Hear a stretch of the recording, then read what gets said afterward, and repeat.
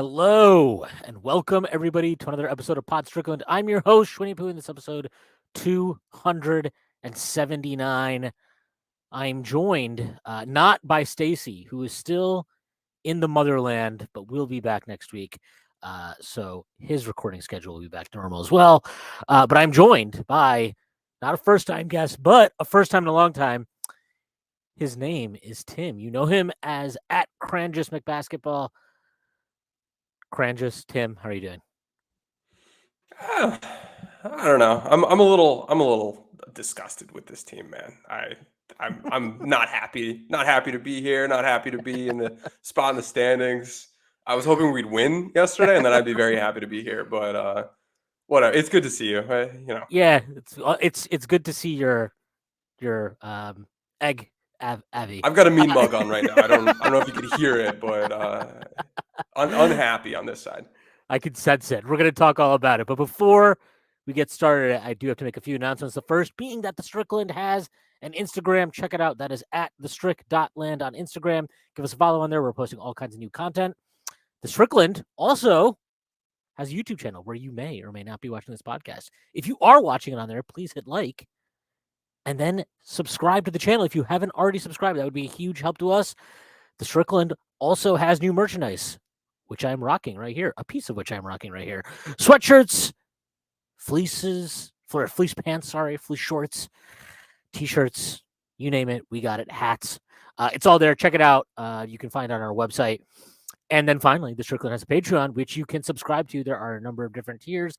There is a $6 tier that gets you access to Pod Strickland, this podcast that I host every Friday with Prez. You also get access to the Strickland mailbag that comes out every week, hosted by Andrew Steele, a.k.a. Doug, a.k.a. the Doug Bag, alongside Dallas Amico.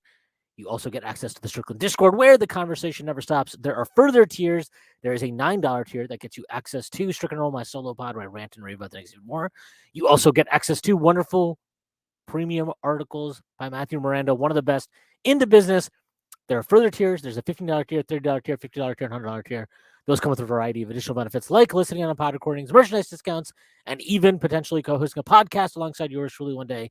Whether you choose to subscribe or not, none of this would be possible without you. So without further ado, let's get started. The Knicks did play a basketball game against Cranjis's beloved Lakers yesterday. They snapped a 3-game losing streak to get to 40-30. Very depressing stat was that it's like the second time they've won 40 games in the last decade. So congrats. Also, this decade has sucked ass. But we will talk about the Knicks. But I do want to talk about the Lakers because the Lakers have had just a very weird year. And I want to actually start off talking about Darvin Ham because I've not watched a lot of the Lakers this year. In fact, I would probably go as much as to say that the only 3 times I've watched a full Lakers game are the 2 they played against the Knicks and then the one they played when LeBron broke the scoring record. And I want to talk about Darvin Ham because he took maybe the dumbest timeout I've ever seen in my life yesterday. Knicks had so first of all, the Lakers took way too long to foul Josh Hart. With about 20 seconds left, they finally fouled him with 5 seconds left. They had both their timeouts. They foul Hart. He calls a timeout after the first free throw, which Hart hit, which left them with 1 timeout. And it's just like, were they going to win the game either way? Probably not. The odds are against you. But that timeout made no sense to me. And it actually reminded me of how he managed timeouts. And I think you tweeted about it after that LeBron, record-setting game, where at the end of that game, like, the Lakers go on a little run because they were down 15 or something with only a couple minutes left. They go on a run, and they're actually in a position where, like, they might be able to steal a win. And Ham just punted on, I think he just didn't call a timeout at the end of that. And then he also, like, didn't intentionally foul. There was a few just stupid decisions he's made.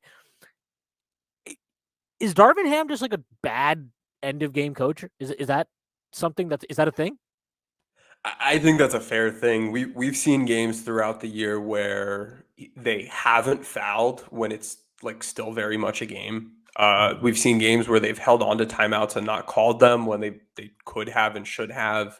We saw, like, last night, the biggest issue I think I had was not immediately fouling and then foul in that play where there were 20 seconds left, because foul 2 free throws, maybe he makes it a 6-point game, you call timeout, run a play, and then you probably still have another like 2 times to play the foul game. If you And we've been foul quickly and we've and been call a bad timeout. free throw shooting team. Yeah. So just not doing that really, really, really, really lowered the chance of coming back. At that point, with only like, what were there were like 5 seconds left, 6 seconds Yeah. left. Yep. I Yep. At that point, I don't know if you can really even use 2 timeouts. So I kind of get it there because I don't know. There is some research that's been done that shows if like guys shoot worse on free throws when in like Mm. isolated free throw situations. So we saw Tibbs do it last night. Call timeout in between the 2 free throws instead of after both or before both if you're going to call it anyway. So I kind of get that because if Hart misses the second, then you grab the ball, then you call a timeout, and then you can try to do something. But the odds are still really, really low. And to me, the mismanagement was not fouling. It shouldn't take 15 seconds to foul. And they had multiple opportunities. Like I can kind of understand when the ball, like, okay, I think the inbounds initially went too quickly. So I kind of get like, okay, maybe you don't want to foul him, right? So you're like trying to Mhm. get the ball out of his hands. But then it gets to like RJ, and then it gets to Hartenstein, and then it got passed around way too much. Like you can't allow 4 or 5 passes there. You just can't. Yep. And it's just yeah, and it wasn't a situation where I thought like they didn't have the opportunity to foul. I just thought they looked kind of unprepared, to be honest, which is it was weird. Um, but like I don't want to harp too much on the end game stuff. It's just like I've only watched a few Lakers games, and both those decisions to me just seemed very odd. Um, Also, like, why doesn't Austin Reeves start? Do we know? That's a good question. So here's my theory. Austin Reeves is good. Austin Reeves is good enough to start. My thinking for why he doesn't start is because the team wants to start Jared Vanderbilt. Mhm. And as we saw last night, and as the Lakers have experienced in the past, I think probably 4 games, a good bit, offensively, if he's Mhm. not actively screening for a shooter, he's not valuable. You don't need to defend him at the 3-point line. He's going to hit some now and then, but it's kind of like a Russ effect with him off ball. Uh, Yep. he doesn't finish great around the rim. He's not some elite cutter or something like that. So whenever he's not setting like a pin down or a pin in or a flare screen or something, he doesn't really matter. He's a great passer. He's a good short roll guy, but if he's not involved in the action, he hurts you. And if it's much easier for LA to pair him with Malik Beasley, who is a guy who his value is coming off of off ball screens, and just by default, those two just go do something. Just screen for each other constantly is all you really need to do with those two. And then LeBron, D'Lo, and AD in theory, and LeBron wasn't playing in this game, but in Right. theory, that should tie up some help defense. And if not, you've got a good 3-point shooter to kick out to, and then you let your stars go to work. If you put Reeves with Vando, he's not really an off-screen shooter, and he's been very poor at that this year, to the point that it's harder to have that take that strategy. So my thinking has been either like Vanderbilt should always be paired with Beasley. And if you look at the numbers, there's a cool tool that Sarab Rane put together, contributor at B-Ball Index. You can look at which combinations of players play more or less with each other than expected based on how Mhm. much they normally play. And for the Lakers, Beasley and Vanderbilt is one of those top duos. If they're playing together. So I'm thinking it's on purpose. They get it. But then if we want Reeves to start, it should really be Reeves and Rui along with LeBron, AD, and D'Lo. Instead, it should be the Reeves Rui duo or the Vanderbilt Beasley duo. And they've decided one of those is better than the other. And now that LeBron's out, it mucks it up a bit more too. But I think that's why Reeves isn't starting, but he is certainly good enough to do so. And they also like to use him as their backup point guard over Schroeder because Yes. we're seeing more and more that he's better at that than Dennis. Schroeder he's a player. Um, he's just like he's one of those guys where I don't think he's ever been as bad. Like he got to that point where he was so like people just like liked shitting on him so much that I do think he got a little bit underrated. Like, I mean, what the Lakers got him on a minimum this year? Is that right? Um, That's right. Yeah. yeah, and like I think I don't know what the hell he's actually worth. I do think he's definitely more than a minimum player, and I do think like he's at least he'll at least give you some moments. And you guys had this obviously before you had D'Lo, and you just need somebody that can like get into the paint and just create something. I think he gives you a little bit of that. But yeah, now that you have D'Lo and you've got Reeves going, especially when LeBron gets back, like you would hope that there's less reliance on a guy like Schroeder. But to go back to Reeves, like I mean, again, I've not watched a bunch of the Lakers. I sometimes catch like the end of a game or middle of a game, whatever. He just comes across to me as a guy that just it feels like he plugs into a lot of lineups well, regardless of how you're using him. Um, and it's like not so much that they don't play the same way, but I would probably compare him in that sense, just in terms of that ability to switch and like play in different positions and perform multiple tasks to somebody like an Immanuel Quickley. He's a restricted free agent at the end of this year. Are you worried, given some of like the lack of willing to spend that we've seen from Lakers ownership? Are you worried that a team could come in and just like pay an above market offer that the Lakers are just like, we won't do it? Am I worried? Yeah. I think the Lakers have learned their lesson. Part of the issue with part of the issue with Caruso, who is the one that Right. the Lakers, a year or two ago, the Lakers did let him walk. They didn't value him appropriately. They didn't understand how good of a defender he is, and I think that's just a huge miss on the front office. But at the same time, they also didn't want to pay that much money, and they chose like THT over him from a monetary investment standpoint, and then that wasn't a good pick anyway, and he's gone. They get that Reeves is good, and they want to keep him, and he wants to stay, and I think they've learned their lesson, and he's restricted, so Right. I feel confident it will work out. But I would be lying if I didn't say I wasn't if I said I wasn't worried, because we've seen this team time after time, and not just in recent years, but big picture with this ownership, they've made some questionable monetary decisions. Yeah, and I think it's interesting with Reeves. Like this free agent class absolutely sucks. Um, and that kind of is like why normally I would be like, don't have to worry about it, right? But this class is just so thin that like who's the best free agent that's going to be on the market this summer? It's probably Fred VanVleet. And then after that, there's not that much out there. But like the Mhm. two situations that I'm kind of like really interested in, and for similar reasons, because both involve teams that have ownership that has not necessarily been willing to go into the tax. Are is Austin Reeves, and the other one is Io DeSunmu in Chicago. And I'm just like, I think it's really interesting because both those guys, the Lakers were way more restricted. Like, I don't think they could have gone 3 years on Reeves, given just kind of like how they picked him up and what was available to them. No, they could have. Oh, they Yep. could have. So If this they is a self. shaved a little bit of money from the MLE that they gave to, what was it, Kendrick Nunn that year? Yeah, yeah, yeah. Or Walker. I forget the timeline. Yeah, I think it was Nunn. They It was could none. have, because that's been a big talking point for Lakers fans, is you could have had an extra year on THT to make a decision on whether or not to invest in him. If you had an extra year, you might have realized he wasn't it. They could have had an extra year on Reeves. So there are some cap maneuvering things. And you can also make the point that for a lot of these guys, they don't pan out, and you don't want to have to guarantee Mhm. that extra time. But for the value of the deals, from my perspective, I would say I don't know, there's more upside than downside guaranteeing extra Okay. money for guys Yeah. paid that little.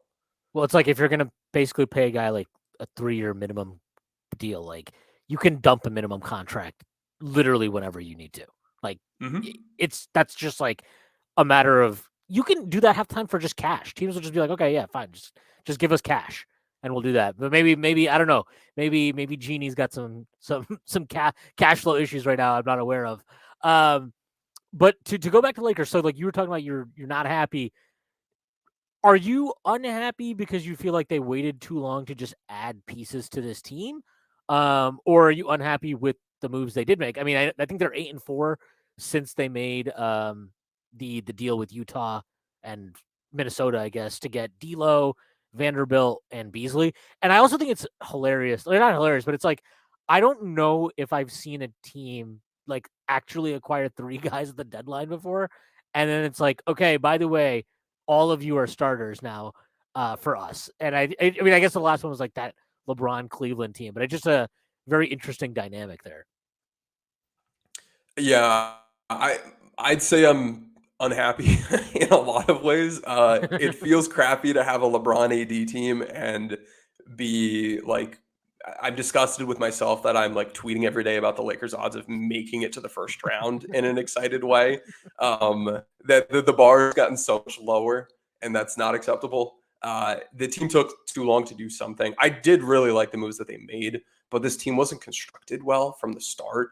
The Russ thing wasn't going to work. It was a crappy fit. They should have seen this coming, and going into this year, they should have seen it coming. And if that Indiana Pacers trade truly was on the table, they should have made that move at that time, and we'd be in a very different situation. So I'm annoyed at how long it took to make a move. I am happy with the moves that were made, and from what I understand, they're shifting dynamics within the Lakers front office and decision makers on making some of those decisions in a positive way that makes me excited. But I don't So know. you're saying I Phil don't think Jackson's getting involved? definitely not Phil Jackson. Nope, Phil's not getting involved. Magic Johnson can keep tweeting. Uh, no. But so I think they've made the right moves recently. I don't think this team has enough to compete this year, and that kind of stinks. The coaching has been good in some areas, but in the areas that people don't tend to notice as much, like the X's and O stuff, and they've been very bad when it comes to like game management, which everybody notices. And so for the stuff that I care about, the X's and O's, I'm like, oh, look at these great things they did. And everyone's like, Yeah, nah, yeah. this isn't real because they lost. I'm like, well, no, it still happened, but they did lose because he's better at other stuff. I hear too many like Frank Vogel talking points applied to Darvin Ham, and I'm like, these are very different coaches. You're just repeating things you hear. You don't know what you're looking at. So it's annoying from that standpoint. And then also, if they would have managed some of these games better, if they could have like 3 extra wins right now, they'd be in like a fine spot. Like They'd the probably be the standings are 5 seed, so right? compressed. Yeah, the standings are so Yeah. compressed. And then also the day-to-day life of a Laker fan is anytime we beat anybody, and we get up to like the 8 seed by like half a game or whatever. It's like, oh, well, here we come, title champs. And then you lose one game and you're back down to like the 13 seed. It's like, oh, fire everybody. These guys suck. 80s street clothes. And it's just nitpicking beyond belief when at the end of the day yesterday, if the Lakers don't shoot like 50% on their free throws, they win the game. Yeah. Or if they hit just a couple, two more open, like they were like 2 for 18 on wide open threes or something like that. Like Yeah, I would say shooting between the luck is Knicks and such the a big thing. Lakers, a lot of wide open threes were missed in that game. Um, Hmm. and a lot of the Knicks are missing a lot of wide open threes in general this year. Um, but like I think the Lakers are so I'll be honest, like when they made the trade, the big one at the deadline, I wasn't like I liked the Rui trade for them. I thought it was like whatever, just take a flyer on a young guy who like you watch him play. I'm like, I don't really know how good he is, but he's the kind of guy I could see working well with AD or like off LeBron. So why the fuck not? Like give it a shot. I think he's been okay from what I've seen. I don't have strong thoughts on that. Um, but like I was a little bit more skeptical of the D'Lo Vanderbilt Beasley move, not because I thought it clearly made them better, but I was like, is this good enough to make it worth it?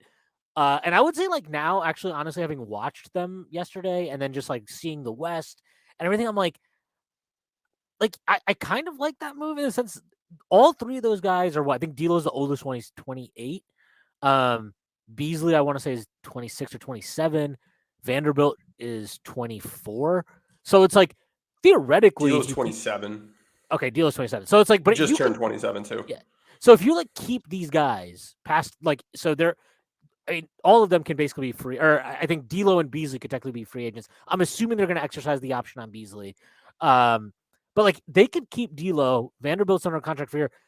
There's actually some runway with this team. This isn't just like, oh, we just got guys for this 1 year and that's that. Like, same thing with the Rui thing. Like, if they keep him, he's what, 24, 25. Like, I know he came in older. He might even be older than that, 26, but like, he's still at an age where you're like, okay, like he's got multiple productive years ahead of him. This can work.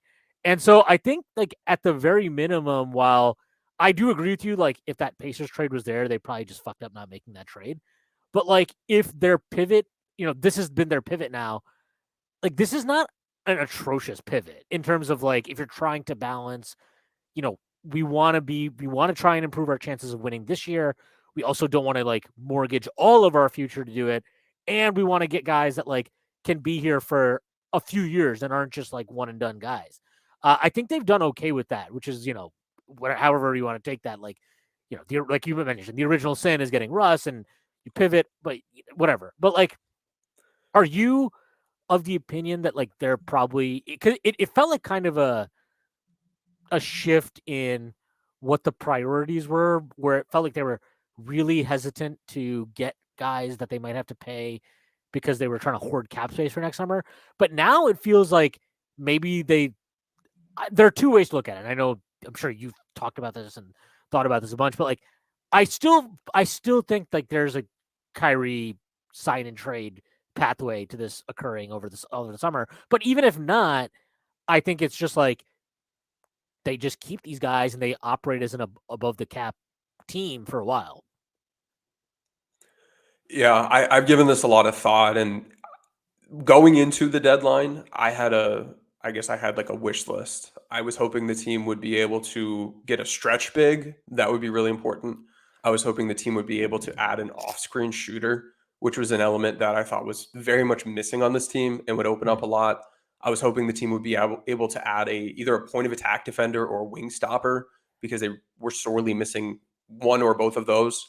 And then I thought the team needed to add a like on-ball pull-up shooter, because they have not had a guy like that in years, and it really changes how you're able to play them pick and roll coverages when you have that guy versus not having that guy. Somehow they did all of those things, and they got younger, and they set themselves up for the future where, like, if they would have made no trade and just ran, let's say this team, was a first round exit this year, they're still set up so much better for the future than if they would have gone with that Russ team. And we'll say, hey, they make a run and they end up with a first round exit. Could be the same result. Probably wouldn't have been. Probably would have been worse. But let's say it was the same result going into next year. Russ just falls off the books, but you're still paying AD and LeBron so much money that you don't really have spending power to be able to recoup the value. So like Russ drops off, some other guys drop off, and then you can spend a little bit of money, but not that much. With this trade, they're able to, since they have the rights to these guys, keep just about all of them, and they can still move them because they're tradable pieces. None of these guys are atrocious. None of these guys are albatrosses from a contract standpoint. So they've given themselves trade flexibility. They've given themselves the ability to roster like non-minimum contract players. Looking at the beginning of this season, such a high percentage of the rotation minutes were given to minimum contract guys. If you look at it now, almost none of them are. And the guys that are Schroeder, who's clearly overperformed that. We have him at like $6 million value add this year. And Reeves, who is just, he's a rookie. If you weren't a rookie, you wouldn't be a man. Or he's on a rookie deal. He's a sophomore. But so the roster transformed. They're younger. They're better. They have those X's and O's skill, enabler skill sets that I was talking about. And just the general fit around their stars is better. So I am ecstatic with the moves that they made at the deadline. Ultimately, I don't know that it's not going to be enough to compete this year, but I think it's the best they probably could have done. And then also they ended up not trading both their first round picks, which all year long was the talking point is, well, if they want to get rid of Russ and get better, they have to trade both first round picks. Well, they just did all those things I talked about and kept one of them. And they were able to maneuver with second rounders. They got like 3 for Thomas Bryant or something like that. Crazy. So they basically like just swapped Thomas Bryant for Rui. Because they paid for Rui with right. Yeah. Yep. And I think that's a great deal for the Lakers. Like Thomas Bryant on paper, Thomas Bryant and Lonnie Walker are the two guys that anytime you do a national broadcast and they like review the team, they'd be like, oh wow, look, they're probably their third and fourth best players. And Thomas Bryant can't guard you or me. Guys at the rim, like just horrendous defense.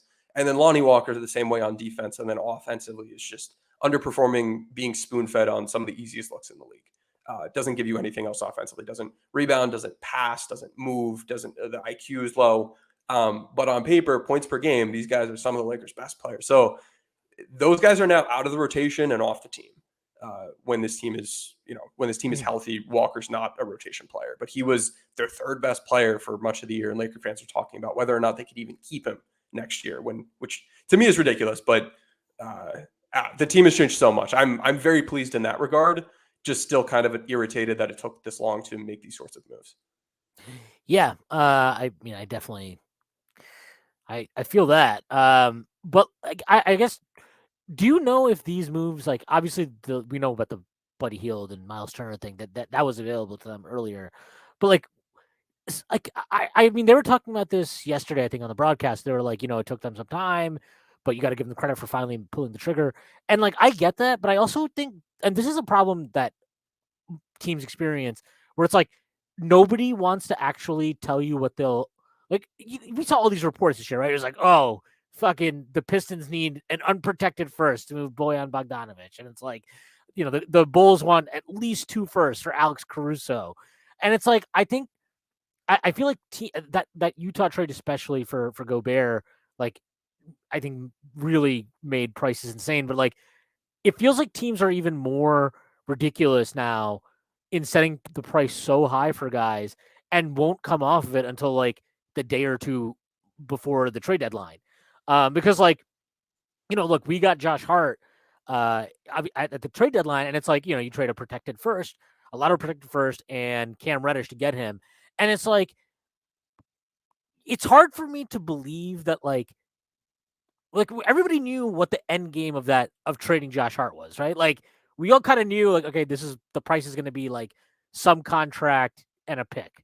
And it's like, but it takes until that last fucking second for the team, because you're hoping somebody comes in and blows you out of the water. But like, and honestly, I think in the Lakers case, like, there's probably some hope from teams like selling to them, like, hey, like, hopefully they just get desperate and LeBron's pissed off behind scenes and they give us both first round picks. So do you think that was also a play for them, where it's just like they couldn't have made a deal in season before they actually made the 2 that they did? I think that's a great point, and generally speaking, I'm there. I agree with that, and I wouldn't be surprised if the same moves the team ended up making weren't available to them earlier. The Pacers deal was, and that's why I'm Yeah. annoyed, because that one would have been a great deal. But yeah, no, I'm with you. That's looking at the buyers and sellers in the market. That's looking at the time frames involved and understanding that, like, when we see teams are asking for these crazy prices, those are their first, like, those are the list prices. It's all down from there. Like, when you're negotiating, you start high, and we see teams.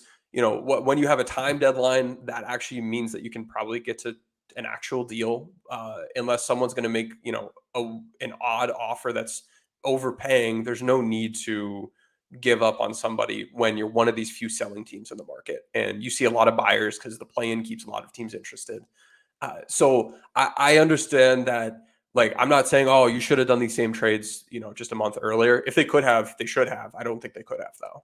And I Yeah, think it you make feels a like the great point, Rui and one that's is, often lost in the yeah, in conversation. and I feel like the Rui one especially, that just looks to me like a trade. Like, I mean, I don't know exactly how it worked, but I would guess that they had multiple, like, I'm assuming the Wizards probably had like multiple standing offers from teams, and eventually we're just like, okay, this Lakers one's the best. We'll just go with that. Mhm. That's what it looked like to me. Anyways, like, I would imagine that if the price was basically in second round picks, you're just ultimately trying to figure out which one is the best. And I do think they wanted.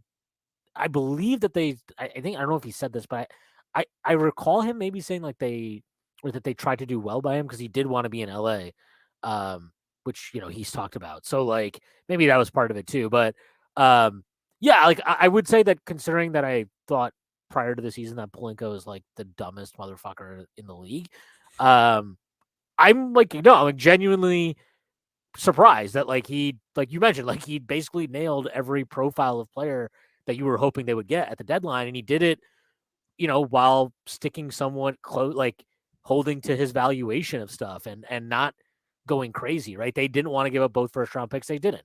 And even the first round pick they gave up, like, I believe it's top 4, and if it doesn't convey that year, that's it. Like, it becomes second round picks or something. So like, if even in a disaster scenario, they've got some built-in protection there, and they haven't hamstrung themselves with that last pick moving forward, because you assume if you traded one, you're probably willing to trade another at some point. At least you kept that option open for yourself. Yeah, no, I'm with you. And I mean, I think it's important to note that like it's more than just Rob. There are other decision makers in that front office. And that's Mhm. been part of the problem too, is it's not just Rob able to assess situation, find something he likes, and get Genie sign off and go execute. They need to have a freaking committee for a lot of these things. And Yeah, I mean, I when need to know what Kurt Rambis wants. exactly. And so Kurt Rambis isn't always going to agree. And when there's a deadlock, they just don't take action. And to me, that's part of the difficulty of working how they work. And that's going to be part of why they're not going to be able to go grab like a Bob Myers or somebody. Those people, they want to go in. And the fun part of the challenge is being able to take a situation, make it better, but like be able to do it. Nobody wants to have to deal with all those transactional difficulties Mhm. of the politics that the Lakers organization just has. You don't want to have to deal with Kurt Rambis because he's married to Jeannie's best friend. You don't want to have to deal with Jeannie's best friend. You don't want to have to deal with like Phil Jackson or I don't think Phil's involved, but like Magic Johnson or any of these other people. Jeannie has like there are a bunch of buses. Some of them want to sell the team, others don't want to sell the team, some of them know ball, others don't know ball, and it's Is certainly a Jesse the one that challenging knows situation. ball? Jesse knows ball, yeah. Yeah, Jesse's Joey the one knows that knows ball. ball, right? Yeah. I think the hopeful future for Lakers fans is that Joey and Jesse at some point here in the next couple of years rise in decision making authority and prominence within the organization Mhm. and are able to help lead talent movement decisions.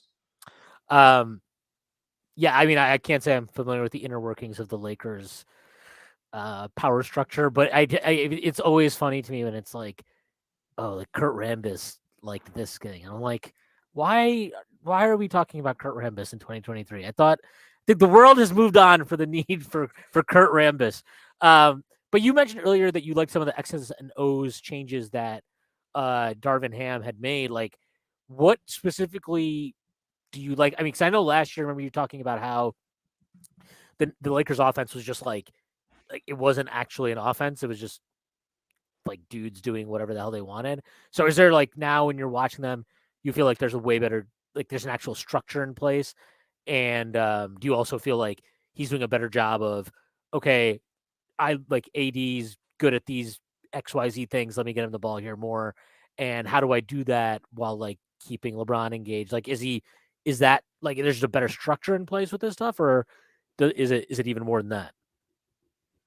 I think that's a big part of it. The player roles make sense. Like the things they're being asked to do are sensical. The lineups, we can talk about lineups. That lineups haven't been great. But from a scheme standpoint, you've got guys in good roles. They're running sets that, like, from a design standpoint, are very, very good. There's some that are simpler, but there's a lot that it's not just a play somebody saw somewhere or a play that a coach had run 10 years ago. It's a play that like makes sense schematically. You understand how the defense would defend it, and then the other plays that you would call attack the way the defense would defend the first play. So they use counters well. They do a good job of like really setting up opportunities for like 1v1 players. They're doing such a better job with like just post ups this year. Last year with the Vogel staff, they'd post up LeBron and AD and they'd let them get double Mhm. teamed, and just everybody would stand around. And it's much easier to defend an offense when you can just, where they're going to stand and you can just go recover to them.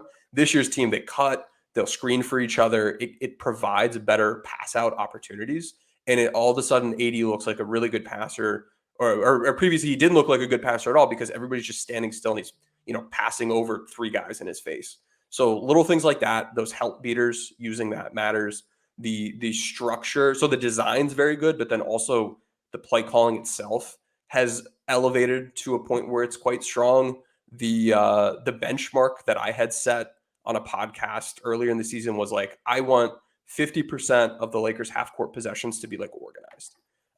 Throw out, we got an offensive rebound, it's a broken play. Throw out, like transition, things like that. But give me like half the time, you have some idea of what you're trying to do. Mhm. And they only did that 24% of their quarters in the year prior to the trade deadline trades. Since then, they're at 67%. And I've been tracking all of this. I'm looking at a spreadsheet that I've put together. I've spent so many freaking hours of my life tracking every single half court play this stupid team runs. Like 6,000 plays I've logged. Who's on the court? What play they ran? What they were trying to do? Who shot the ball? All those different things, which is just an insane waste of time. But then also provides these interesting insights. And I can tell you that recently, since these trades have been made, the team has been much more organized. And all season long, their organized offense has been much better than their disorganized offense, which I think makes sense. But we're just seeing the play calling tendencies be a whole lot better. And I'm very pleased with that. And the guy responsible from a offensive design standpoint is Chris Gent, who is an assistant on the staff. Mm-hmm. So I'm we've got a lot of Gent heads in my Discord. And I don't think anyone else knows who that is. No, nobody else other than anybody listening to this podcast now. So a bunch of Knicks fans are going to know who Chris Gent is now too. But like, so you mentioned the uptick there, in organized offense or whatever, like in a half court. Are you also seeing like obviously the team has improved because you got better talent now too, but is it beyond that too? Like, is it also, are you able to see like, Darvin Ham getting more in his bag in terms of like what the Lakers are capable of doing offensively? And are you like, okay, like this isn't just he got better talent. This is also like he got better talent and now he's also putting those guys in optimal positions relative to their skill sets. Yes, but not because they've really been introducing new sets. They've been running the same stuff all year, only they've been running concepts that work really well if you have a D-low kind of, Right. Pull a three-point shooter, but they've been running them with Russell Westbrook and they suck. Same play, very different result. And it was very frustrating for me all year long that they're running all these double drag screens, all of these, two ball screen sets.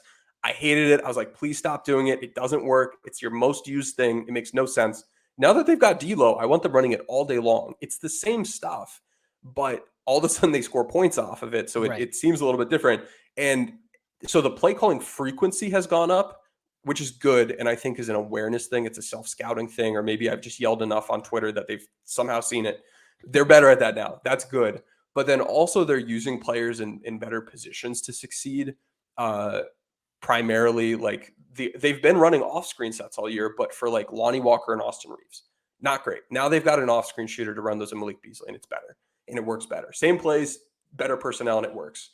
The ball screen stuff, like I was talking about, like those are the sorts of differences where it's not new concepts. They were just running good concepts the wrong way previously, and that was, to me, that's bad. You just shouldn't run them if you don't have the personnel for it. So I want to praise them, but at the same time, I'm like, how did this happen?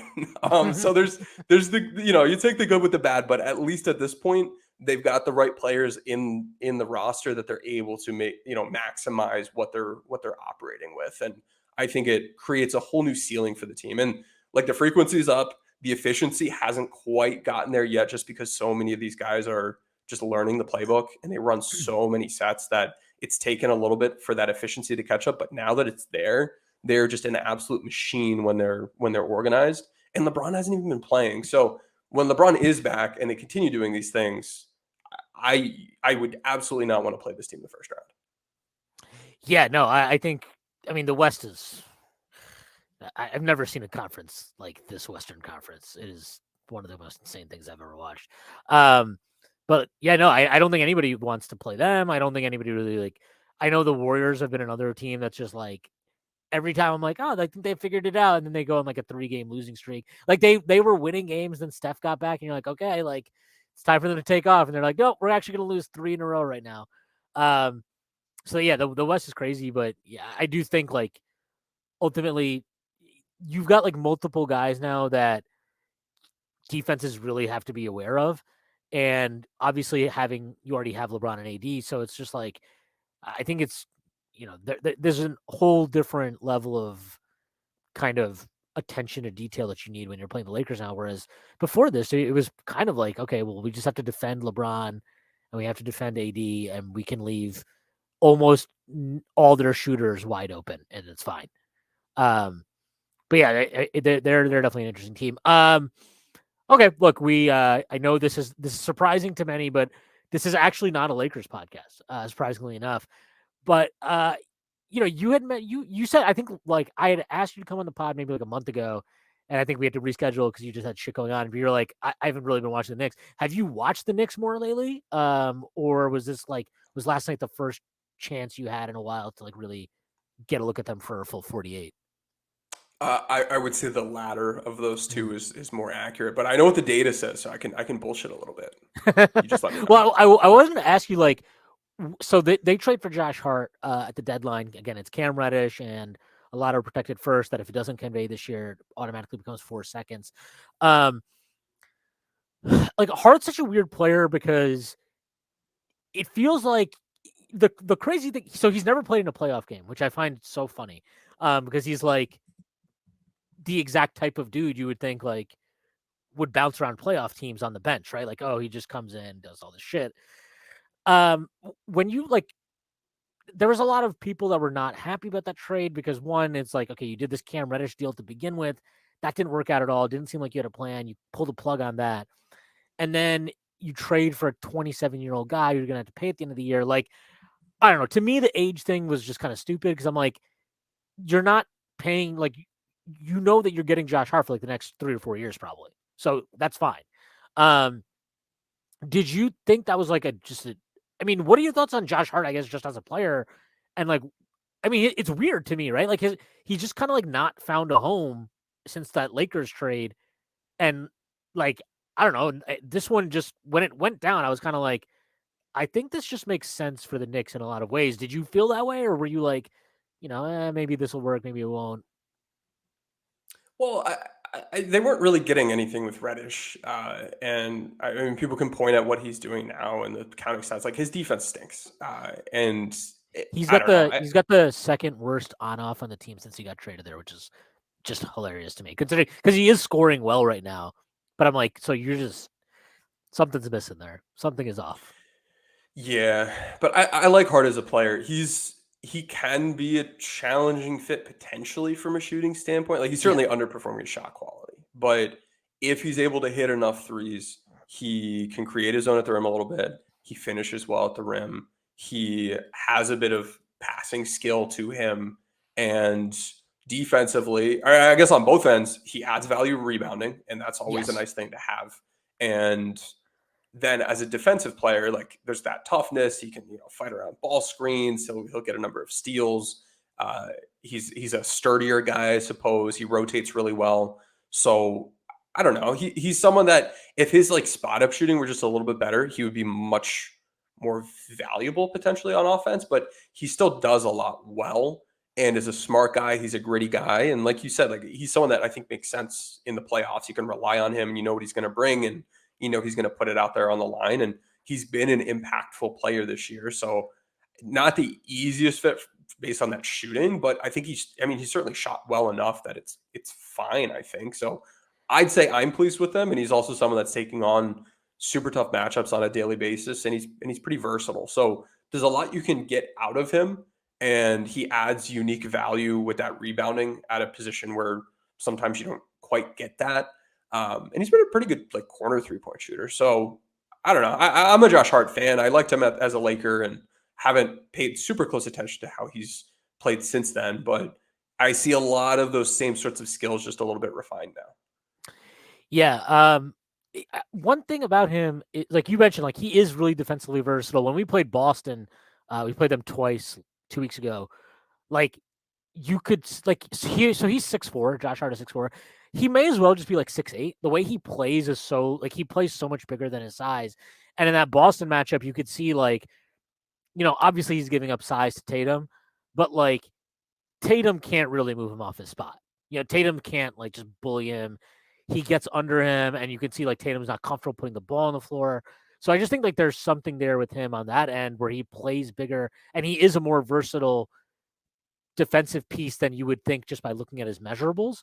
Um, but like I'm curious, I don't know if your data says this at all. We played the Kings on Thursday, and at various points, Tibbs had Hart defending the point of attack on De'Aaron Fox. And I just think that's like, those are the guys to me, and like all these speedy guys just give everybody problems. But that's just like a really bad use of Hart because I don't think that's like the thing he's good at perimeter defense. I think you want him, in a position where he can switch, where he can help off of guys and stuff like that. I don't know if you want him to just be like, okay, just go defend the opposing team's point guard. Is that backed up by the data, or would you say like that's kind of ambiguous? No, I think that's fair. When you compare him with rotation point of attack defenders in our database, his like on ball defense is a D minus. I think he adds more value as like a rebounder, a rotator, a secondary rim protector, being able to switch. It's not like this is our guy. We're going to go stick on their lead ball handler and he's going to shut him down. Mhm. So I don't know that that's like quite pegging the value from like a role standpoint with him. And yeah, so I'd say I agree with that. Um, so you may have heard about this. One Julius Randle is again taking us on the roller coaster ride that is his career. Uh, he had a miserable season last year, and he has improved drastically this season. Shot selection's better, shot profile's way better. He did bounce back against a little meltdown he had against the Clippers, just in time to play the Lakers yesterday. Although his defense yesterday was also very like optional, let's call it.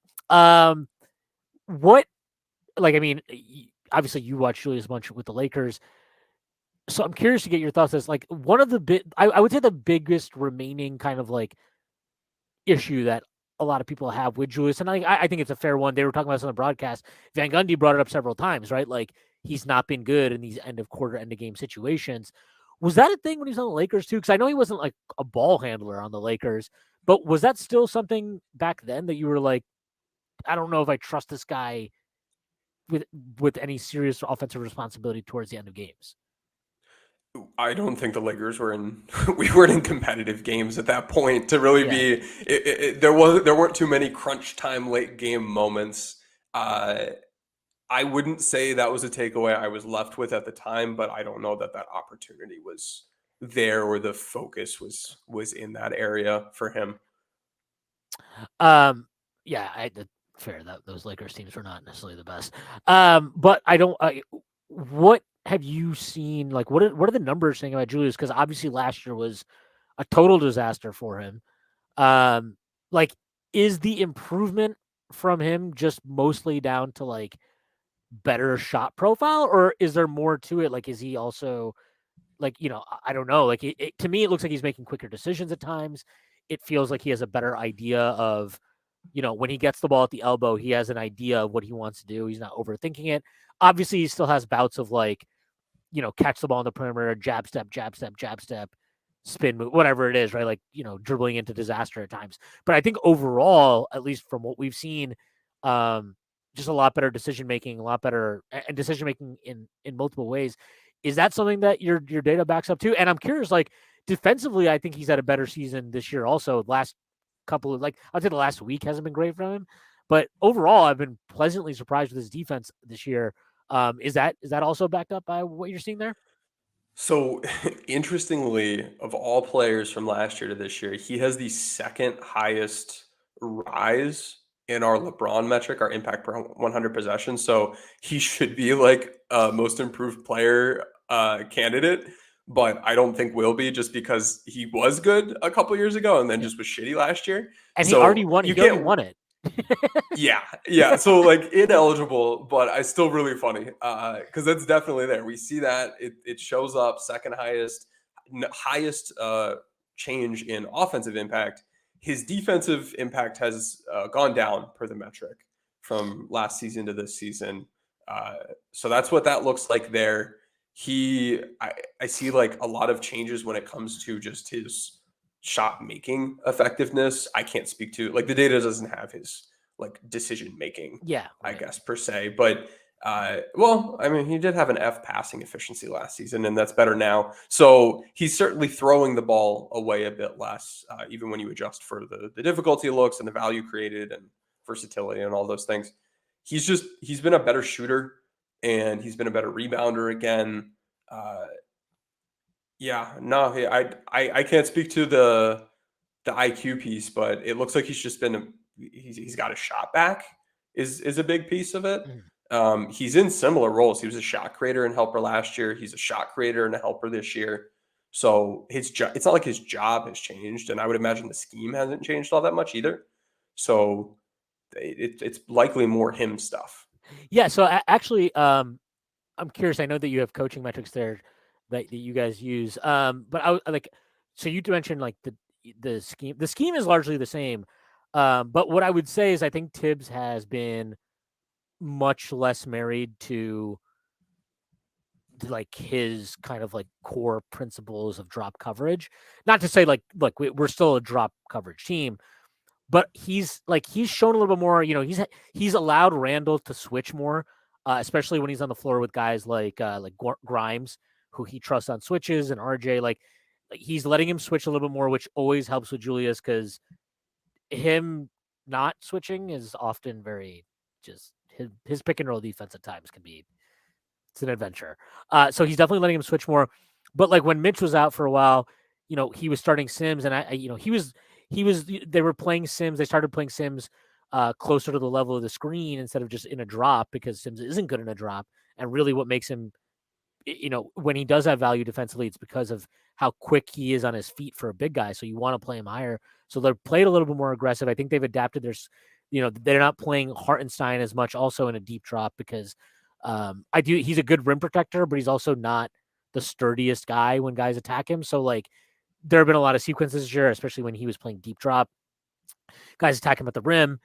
He gets a good contest and they miss it, but like they are just able to get their own rebound and then finish over him. So we've seen less of that lately.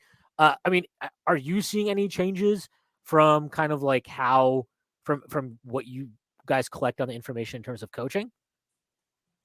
Yeah, it looks like they're leveraging mobile coverages a bit more as you're describing, and we see that in some of the individual player data too. Like Randall going from like a D plus to a B plus in his defensive positional versatility. He's from last year. Oh, I'm sorry, no, D plus to a C plus. My bad. Um, Still better. Not no. Hang on, I'm referencing the wrong stat again. He's at a B minus. Oh Apologies. wow. So D plus to a B minus, pretty good. Uh, Not the most versatile guy in the league, but much more versatile this year in how he's deployed than he was previously. And as you mentioned, I think that benefits him a bit. When we look at a team level, let me see here. Let's take a look at coverage aggression and coverage versatility, because I think that's really what we're talking about. So let's see. The Knicks are this season 16th in coverage aggression. More aggressive would be more like blitzing, less aggressive would be more drop. Their versatility ranks 8th, so they've really mixed it up a bit. Last season, their aggression was 10th, so interesting. Okay, and then last season their versatility was 9th. So actually not all that different. So it seems like they're defending, they're mixing things up at a similar rate. This year it looks like they're mixing and drop a little bit more, or they're mixing and switching a little bit more. Probably switching more than drop, given what you're describing. Yeah, I mean, I think they've. I mean, not. I think they've definitely been switching more, especially since they made the rotation changes back on December 4th, where they basically take Cam, Rose, and Fournier out of the rotation, and then plugged in Grimes and Deuce. Deuce is obviously like you saw him last night, but he's been out of the rotation when we're fully healthy when Brunson's playing after the Hart trade. But look, I guess a lot of the credit, and I don't like how this has happened, and this is not like a blame on Brunson. I get why people do it, but like, there's been a lot of credit assigned to just Jalen Brunson's presence and like how simply by being there he helps Julius Randle in some ways. And I like there is something to that for sure because Brunson's been an awesome player. I mean, I think you came on here last year and you highlighted him as like, I think you had mentioned like he had definitely improved last year as a player, and he had become a more like dependable ball handler, shot creator against multiple coverages versus what you'd seen in previous seasons. So like, obviously we've seen a bunch of that in New York. Is there anything to the idea of just like Brunson having some outsized impact on Julius when they're on the floor together? Or do you think that's more like, yes, he's had an impact, but Julius has probably just improved on his own also? I don't know. Like I personally, I think it's more the latter because, he didn't have Brunson on the floor last night, and he still he managed to have a really good offensive game. And he's shown to me multiple times this year that he can play well offensively without Brunson. So I'm not totally sold on that. As I mentioned, like, I do think Brunson helps. I think Brunson helps everybody but I think it's because he's a good player. It's not because he's just like, he comes on the floor and now everybody can just, everybody's already in the perfect spot and now they're playing, way above their heads or something like that. Yeah, no, I think people just try to rationalize things, and like if you can't pinpoint what he's doing that's helping, then I don't know if I really buy into that. But we do see, or at least from last season to this season, we have seen Julius's overall shot quality rise. He's getting easier shots, but he's still taking really hard shots. His shot quality is still an F grade in our database. Oh, yeah. So still hard shots, but slightly less hard.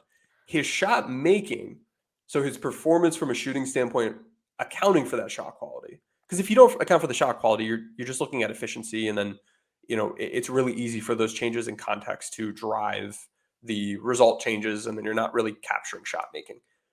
Julius's shot making itself over the past 7 seasons went A minus, A plus, B, A plus, and then that last year an F, and then this year back up to an A plus. So he just in generally we see these shot making metrics be fairly stable because you're attempting to control for the shot quality. The shot quality might change, but ideally the shot making is, you are who you are. Maybe you improve over time, maybe you get worse over time, but he's been a pretty good shooter. And shooter doesn't just mean like 3-pointer, just in general shooting. And last year was just an absolutely horrendous outlier year. And I think we are seeing him shoot better. We are seeing his shot quality be better. And I would imagine Brunson has an impact on that, especially given what his playmaking metrics look like. So it's not just one over the other, but I'd say more of the change has to do with Julius himself just shooting better. Maybe he stopped working with like Lethal Shooter or somebody of that nature or something. I don't know. That was a big thing for the Lakers going into the year. Oh, AD's working with Lethal Shooter again. He's going to start hitting all his threes, and that did not happen. Yeah, no, Lethal Shooter's his track record is not great. What was that? Oh yeah, I was gonna ask you, like, you mentioned obviously Julius shot making. Forgetting Julius, like, what is Brunson one of like the best shot makers in the league? Because just anecdotally watching him now for a full year, I'm like, I mean, he makes shots that I have no idea how he even gets to them, how he creates them. His fourth quarter stuff has been awesome this year, especially in crunch time. Like, is that?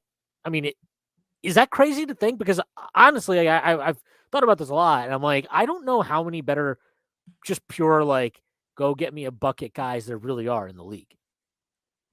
Yeah, he's very much up there. 98th percentile shot making in our database, 3rd percentile shot quality, so very difficult. His shot making ranks 9th in the league, and among players who are taking shots that difficult, only KD and DeRozan are higher than him from a shot making standpoint. So he is one of the premier go get me a tough bucket guys. There's some guys that, Luka's pretty close from a shot quality standpoint. Kyrie's pretty close. Fox is having a great year and is pretty close. But I mean, that's great company to be in. And I think a big question with Brunson going into the year was, is he among any of these players, or is he, a couple tiers down? And he's elevated his game. He's gotten better. His impact has gotten better. The load he's been able to take on has been more. His playmaking metrics, I remember, were something that I brought up as a potential red flag last time I was here. Mm-hmm. And those have improved. He's been able to prove he's more than just a system guy. And yeah, to answer your question, he's really shined when it comes to the go get a bucket sort of stuff. And that's what you need to have from a guy who needs to be your team superstar. And if you want to go anywhere in the playoffs. Yeah, it's also something you need if you run the offense that we run. We're going to talk about that more. But ready for the underdogs, the upsets, and the unbelievable action from DraftKings Sportsbook? The biggest tournament in college basketball is here. Right now, new customers can bet just $5 on college hoops and get $200 in bonus bets instantly. Plus, for a limited time, all customers can score a no-sweat bet during round 1 and 2 of the tournament. Go to the app, opt in, and place a no-sweat bet this weekend. If it doesn't hit, you'll get a bonus bet back up to $10. Download the DraftKings Sportsbook app now and sign up with code XXX.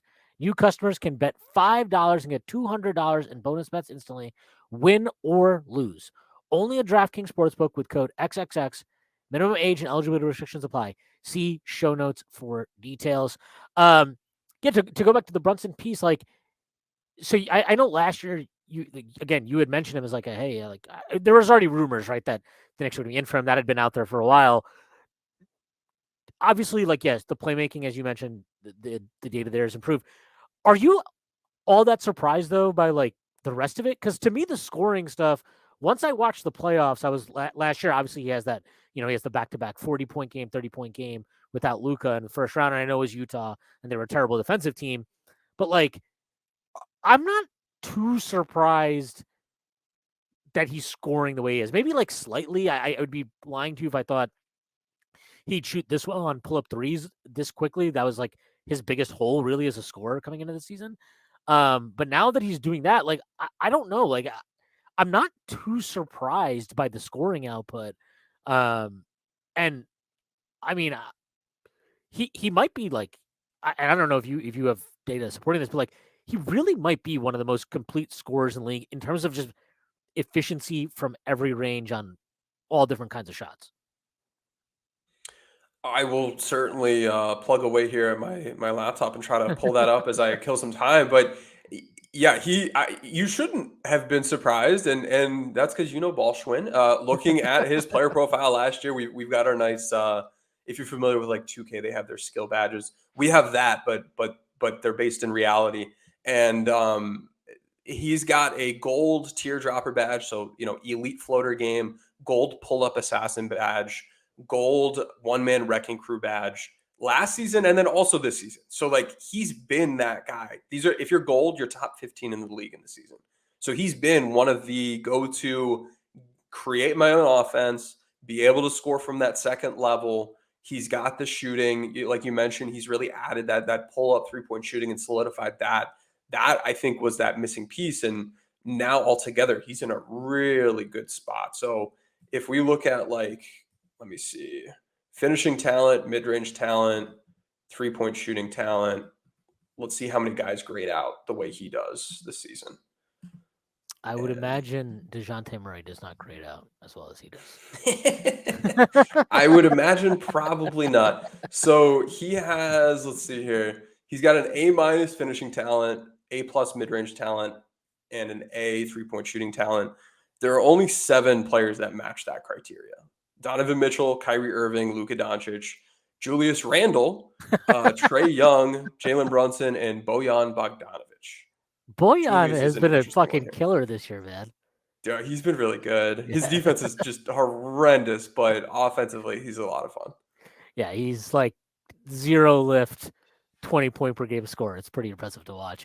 So I just like, as a kind of, just a random question, but like, I mean, this gets talked about all the time, and I do think it's accurate. I have no numbers to back this up, but anecdotally, it makes sense to me. Like, in these end of game situations, and we see this get heightened in the playoffs too, like, how important do you think it is to have a guy like a Brunson and I know obviously the level he's playing at is great, but like, just that ability to score in the mid-range, like, is that something that you buy as, gets like, everybody wants to shoot threes, everybody wants to get to the rim.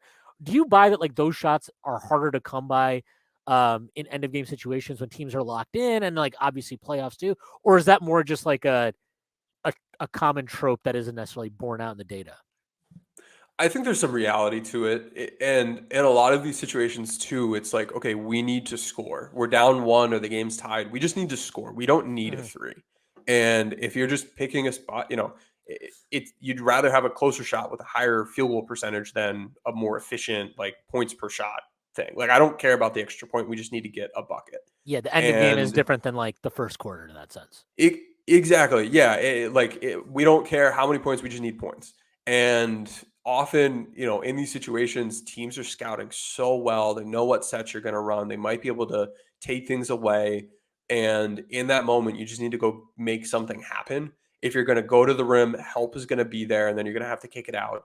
If you take a three, like I said earlier, it's a lower field goal percentage shot. You'd prefer not to take that shot if you can go, if you're good from mid range, and being able to just, if you're one of those guys that can just get to the elbow and then shoot one of those pull up, fade away shots, to me, like there's I guess lower variance on those than threes.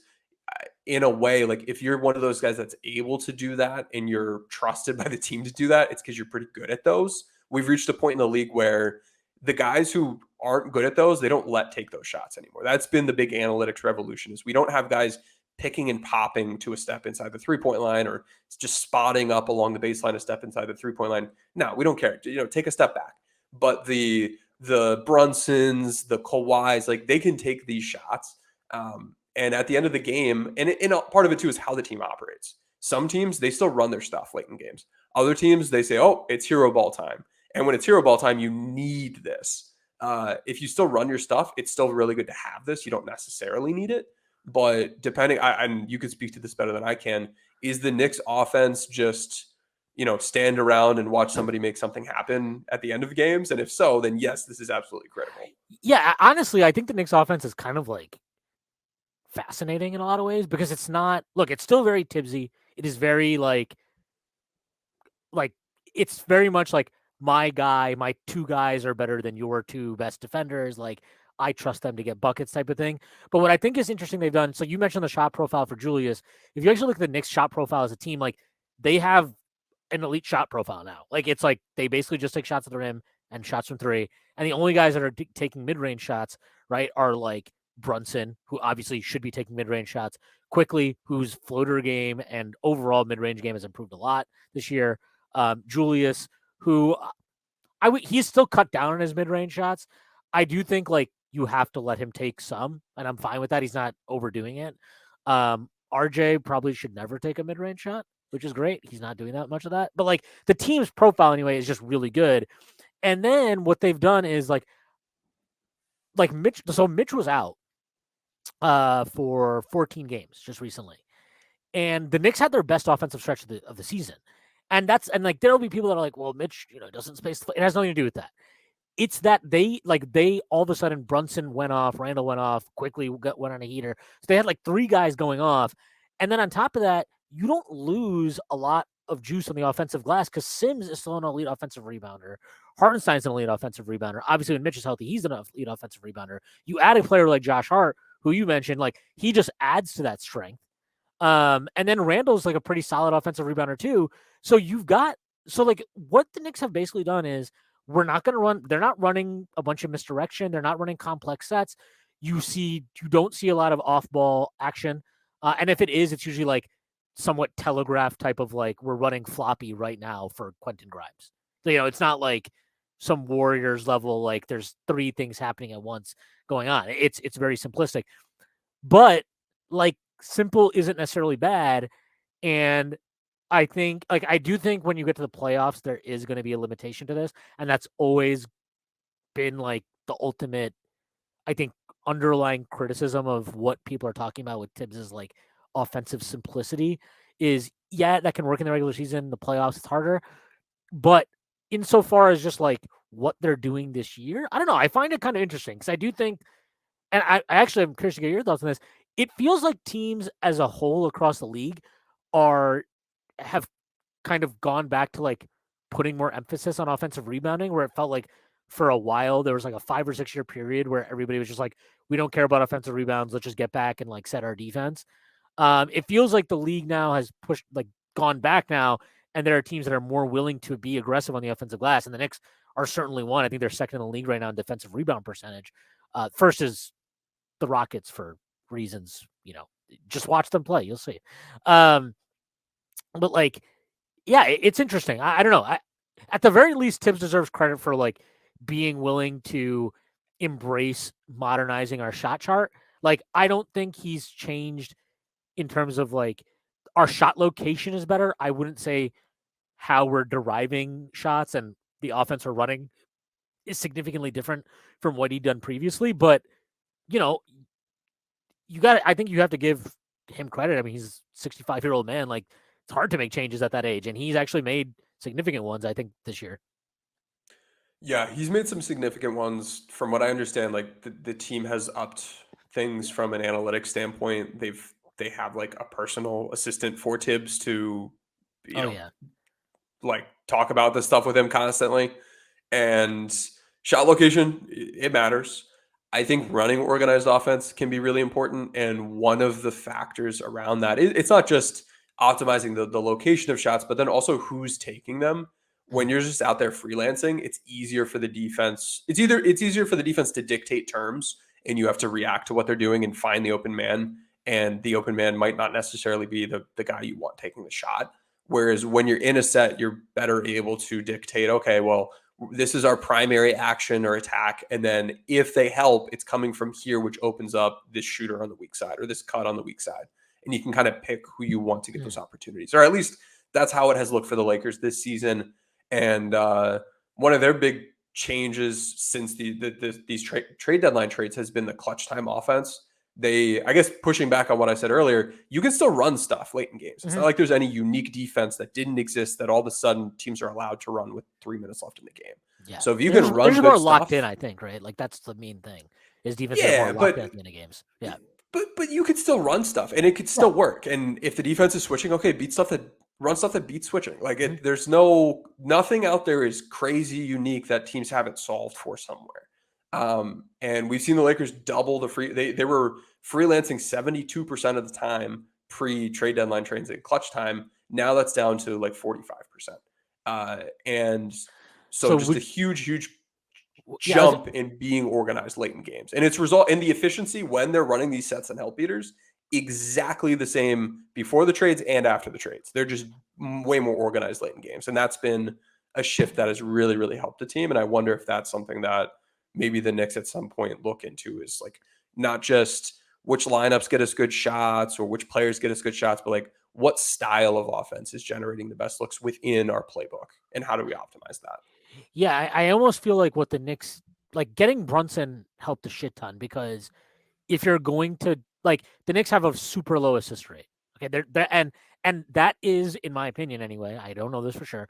I think some of that is by design. Like they want. I think one way right you can help your defense is just not turning the ball over. Right, it's just like you don't turn the ball over.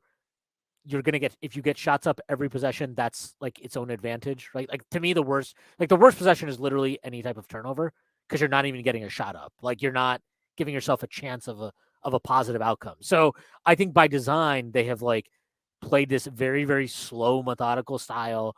There's not a lot of passing involved, and you can see this in Quickly. Like last year, he made a jump as a passer.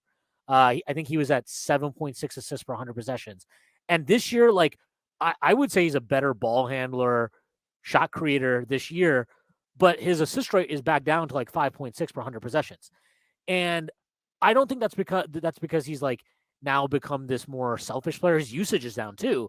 I think it is that they're almost like because of the lack of movement off ball, you're almost playing these games where it's like you run a pick and roll for your ball handler, pick and roll, dribble handoff, pistol, whatever it is, but some type of screen and roll type of action, and you try to turn the game into like a 2v2, 1v1, especially with like their perimeter guys, right? You see this with RJ, Brunson, and Quickly's particularly, that when those guys are initiating offense or they're it's like their opportunity to cook, as Baldo and Stop would say, like that's what it kind of not devolves into, but that's what it's designed to do.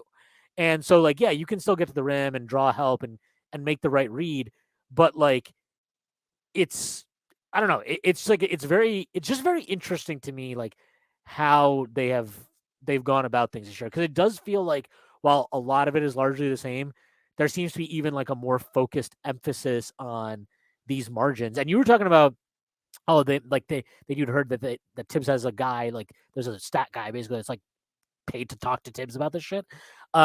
Again, credit to him. Like one of the most annoying parts of this season early on was just like at the end of games, consistent like failures in the same way. And over the last month and a half, what we've seen are like deviations from previous stuff that he'd been doing. So like fouling up three, right? Like when you're up three, you start fouling instead of giving it the opponent the opportunity to tie the game. I do think I know that your data says they've been largely similar to what they were last year. Uh, it feels different. It feels like they're willing to experiment more defensively, especially. He's been a little bit more experimental with lineups, not in the sense of he like the Knicks play with two bigs. They're always going to play with two bigs. That's just how Tibbs rolls. But he's been willing to mix and match more at his perimeter spots, especially at the 2 and 3. With Hart getting here, he's closed with Quickley and Hart. He's closed with RJ and Hart. He's closed with IQ and Grimes. He's tried a bit more stuff, and I do wonder if some of that is tied to at least listening to an alternative viewpoint at times. Where last year it just felt I've made this comparison before, but have you seen? I'm sure you've seen A Few Good Men. He's like Colonel Jessup. He's just I run my unit how I run my unit. This year it feels a little bit more yeah, you do, but he's also listening to some of his other guys and taking suggestions on board. There was a game in Orlando this year where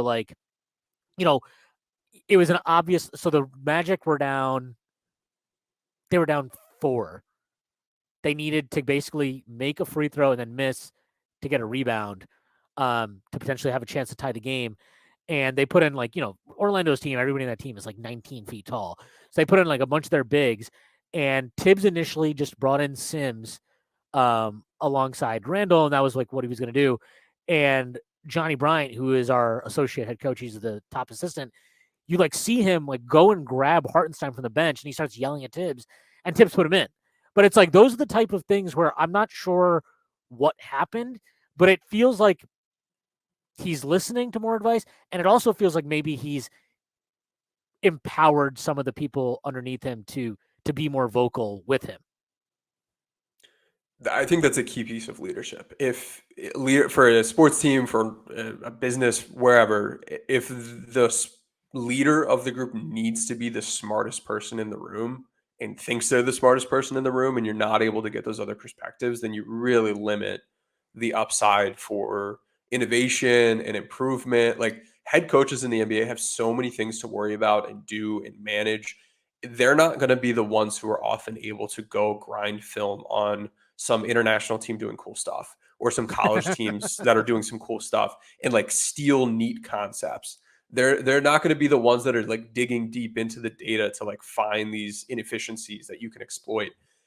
And I don't think they should be. I think if they are, that's taking their attention away from other things. So you have to empower key decision makers within the organization. You have to be able to have some real distribution of labor and assign people ownership of certain elements. That's why I think the idea of it's not quite like in football where they're very clear defined roles, but offensive coordinator, defensive coordinator, bigs coach, guards coach, wings coach, things like that.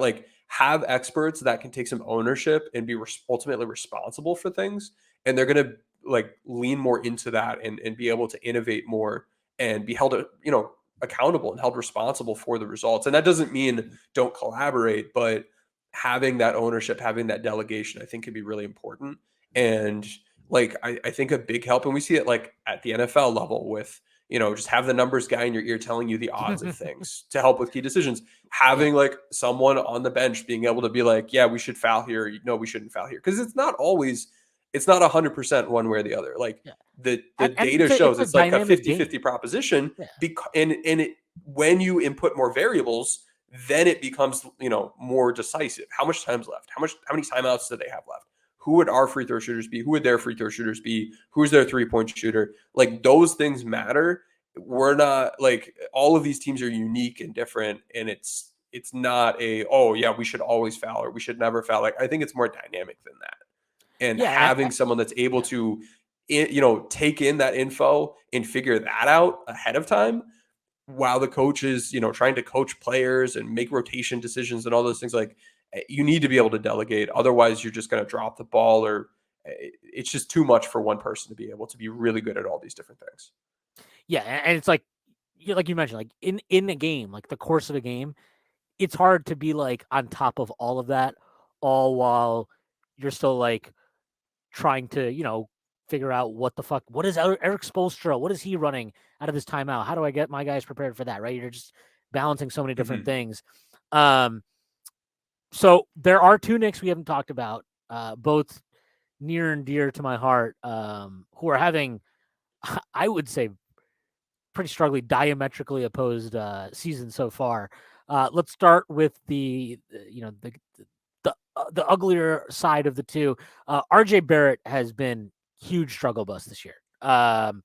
Offensively, just can't. I don't know what's going on with his three ball lately, but it just looks bad. Like it just looks like he's got no lift. Looks like he's aiming it. Doesn't seem comfortable.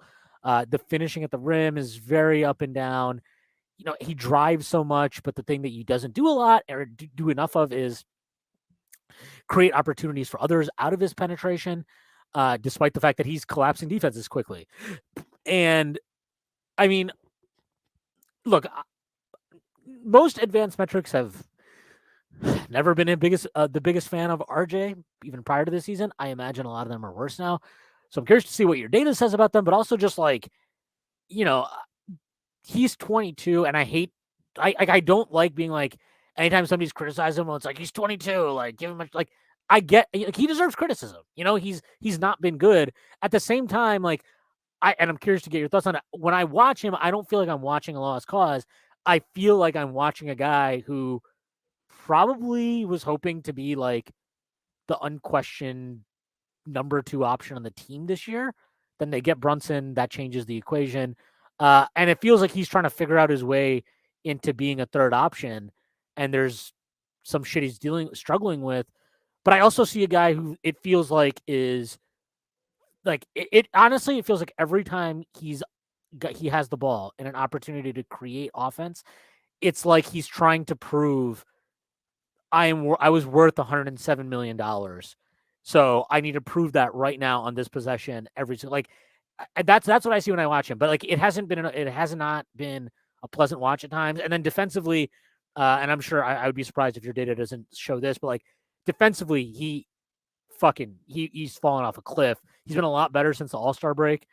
Even though the Clippers game was bad, but he's been better. He's been more focused. But like the pre All-Star portion of the season was largely just atrocious from him defensively.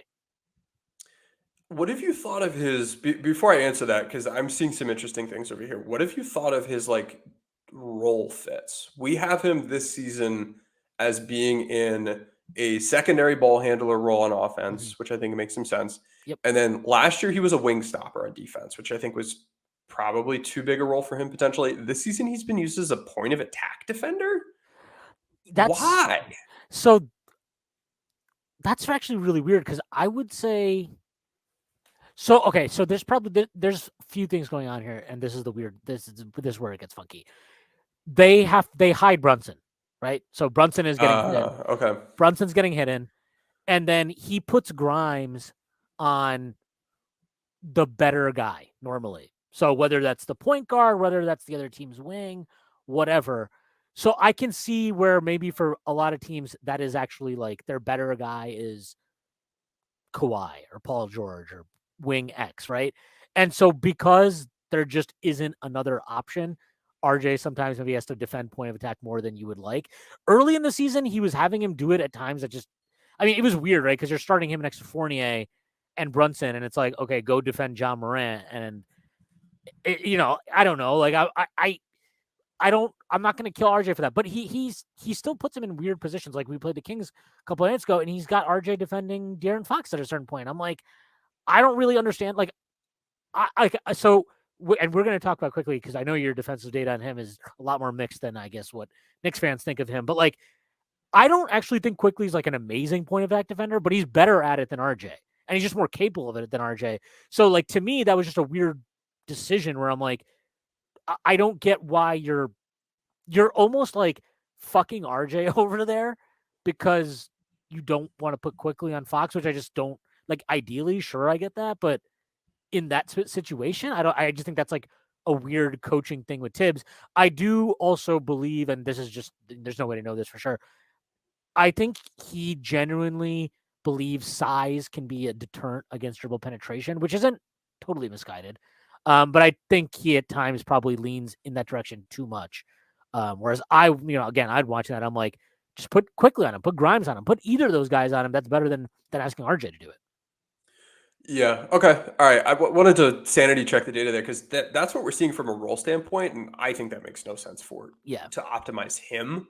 And we've seen a drop off in his defensive impact from last year to this year. It's a career low value. His offensive impact's down a little bit, but not like a concerning amount. I think adding Brunson into the mix, Randall being better, like it makes some sense.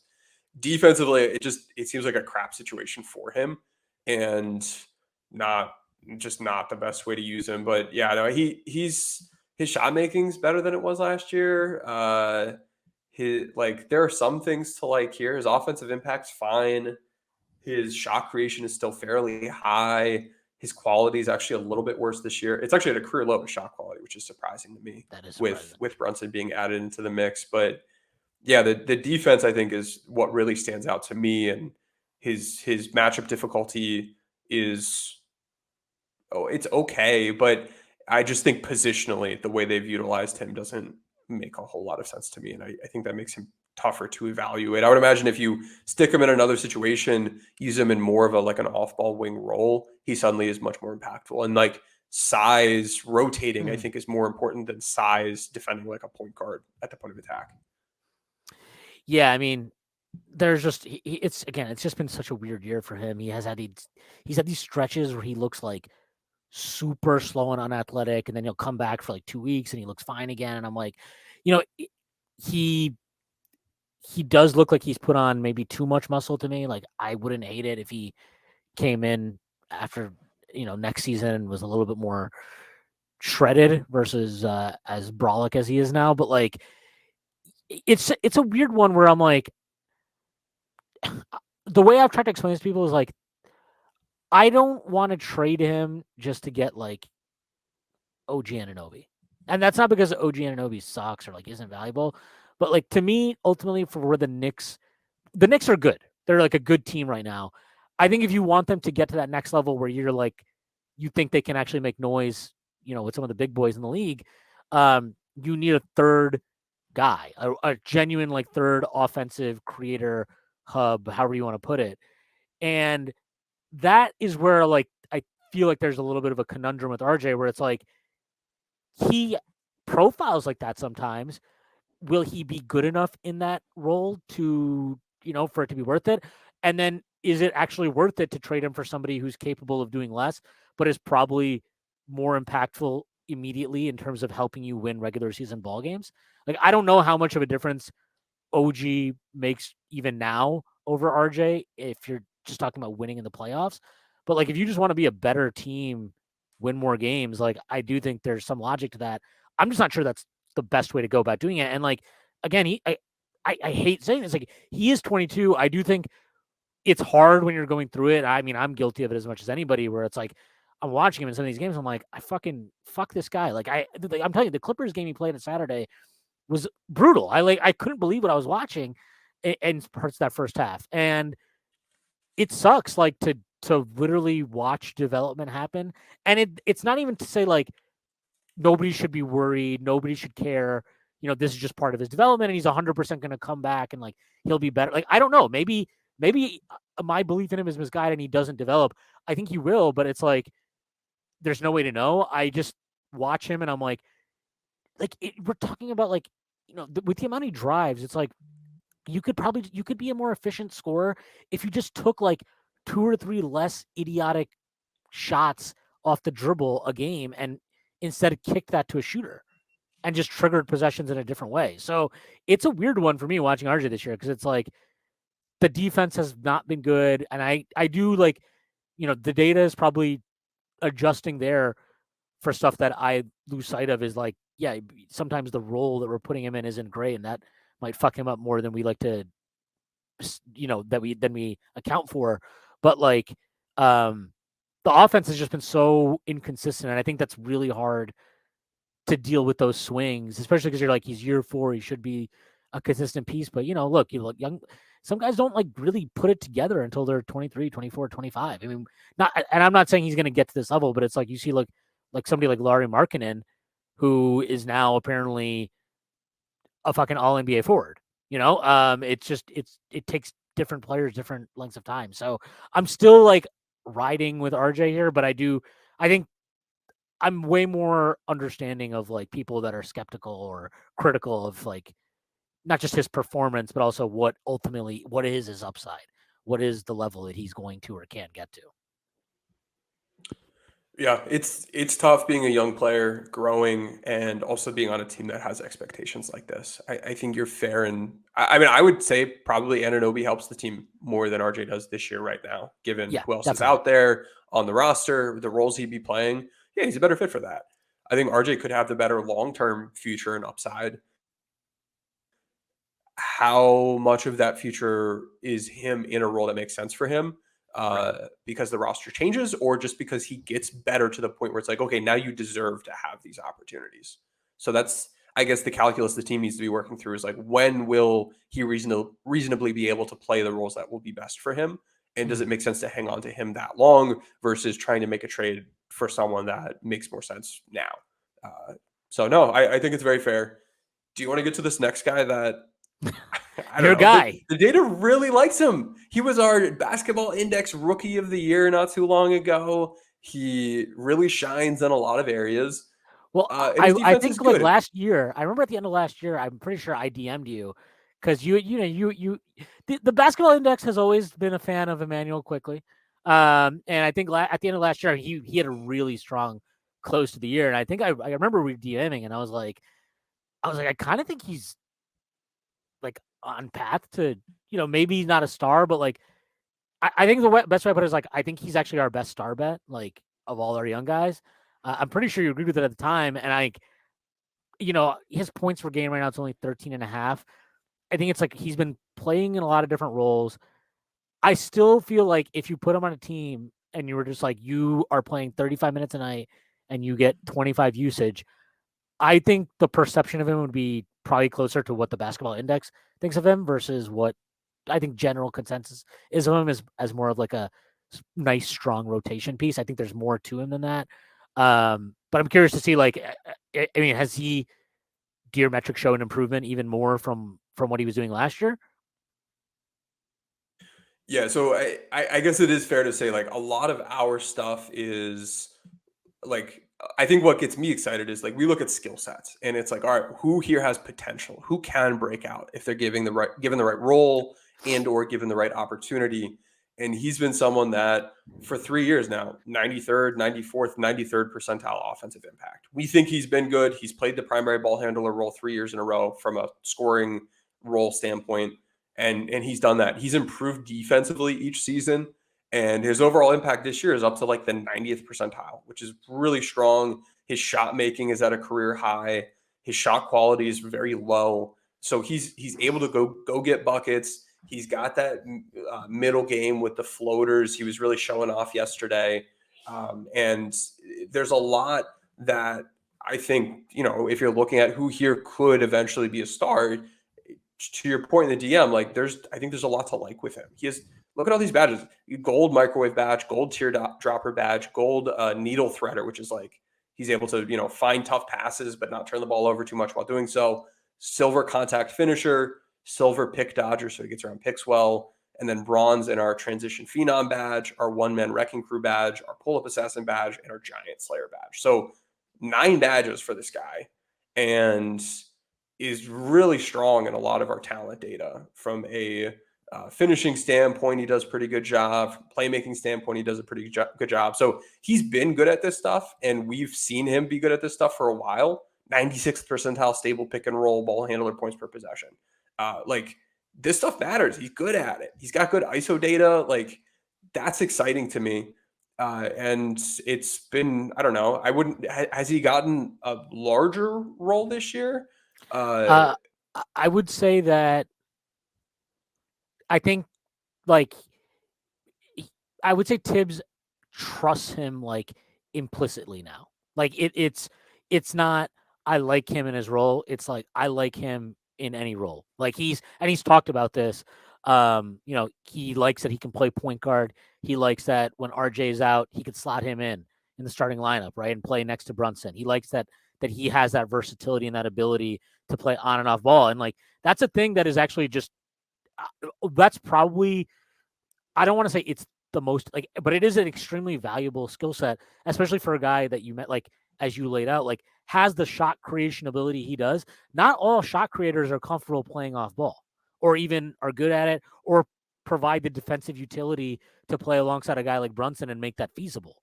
Right. And so I think what just makes him so unique is, or not just, not unique is probably the wrong word, but what makes him so valuable is just like, this guy just, you put him in most any lineup combination and he just works. It just works.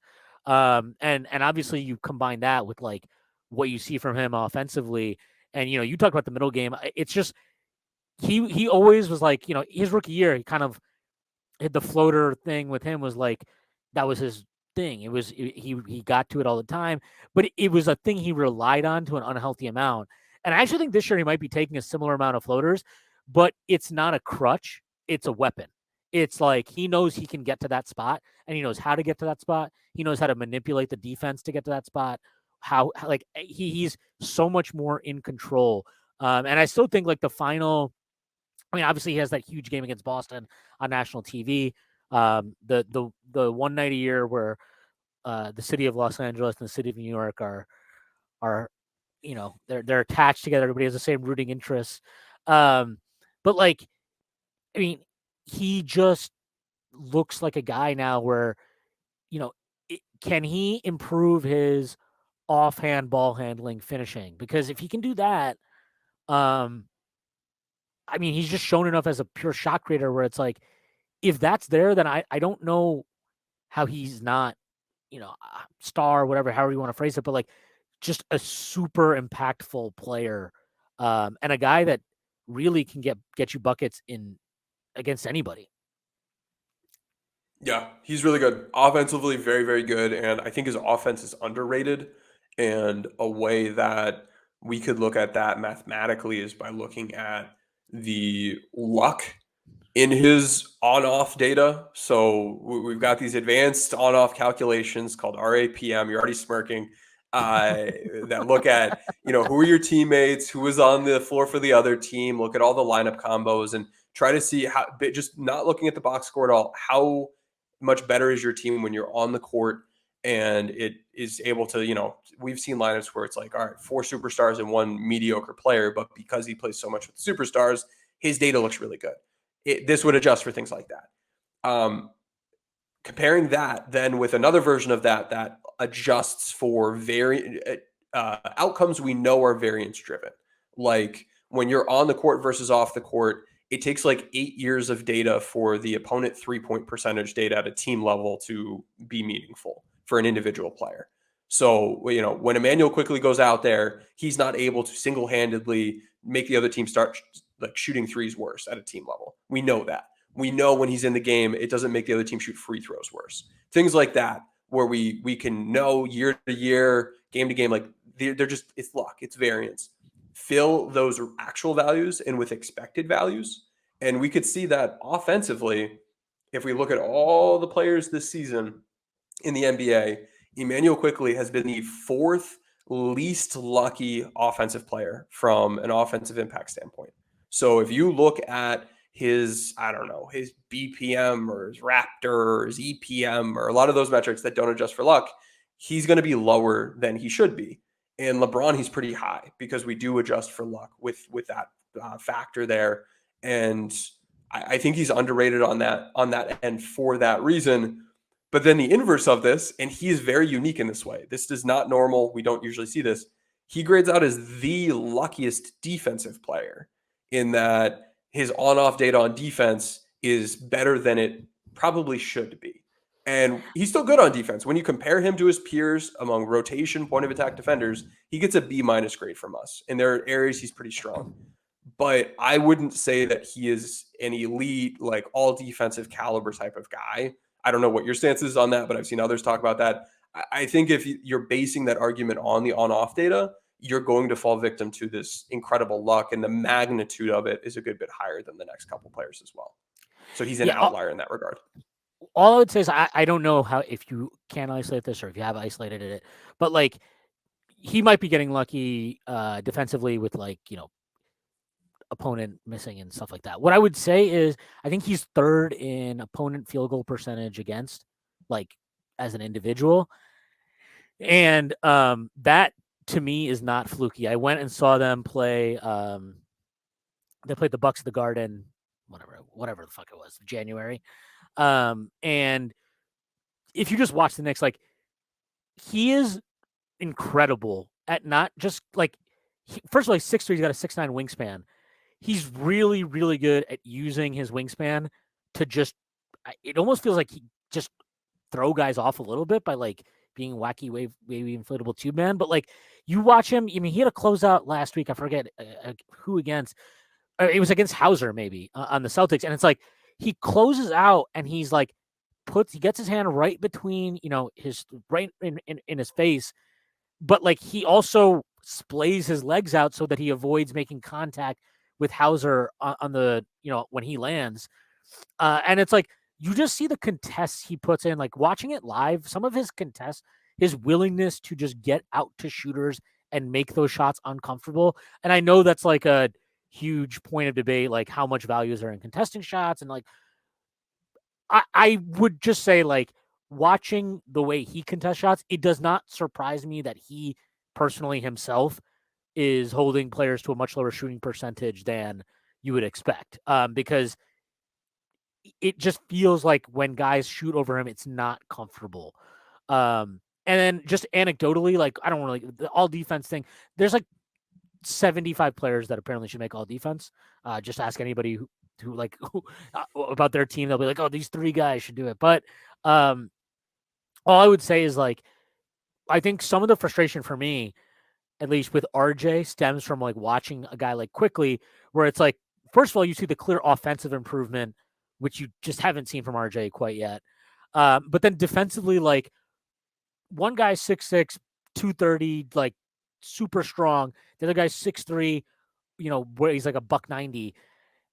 And I promise you, if you polled like the majority of Knicks, like, if you polled Knicks fans, I would venture to guess the vast majority of them would say that like Quickley plays with more physicality, or at least understands how to use his physicality more, understands leverage more. And I think that fight and just that willingness to compete even when you're outsized and overmatched, it's probably maybe it creates like in fans a reason to overrate a guy defensively, but I do think that stuff matters.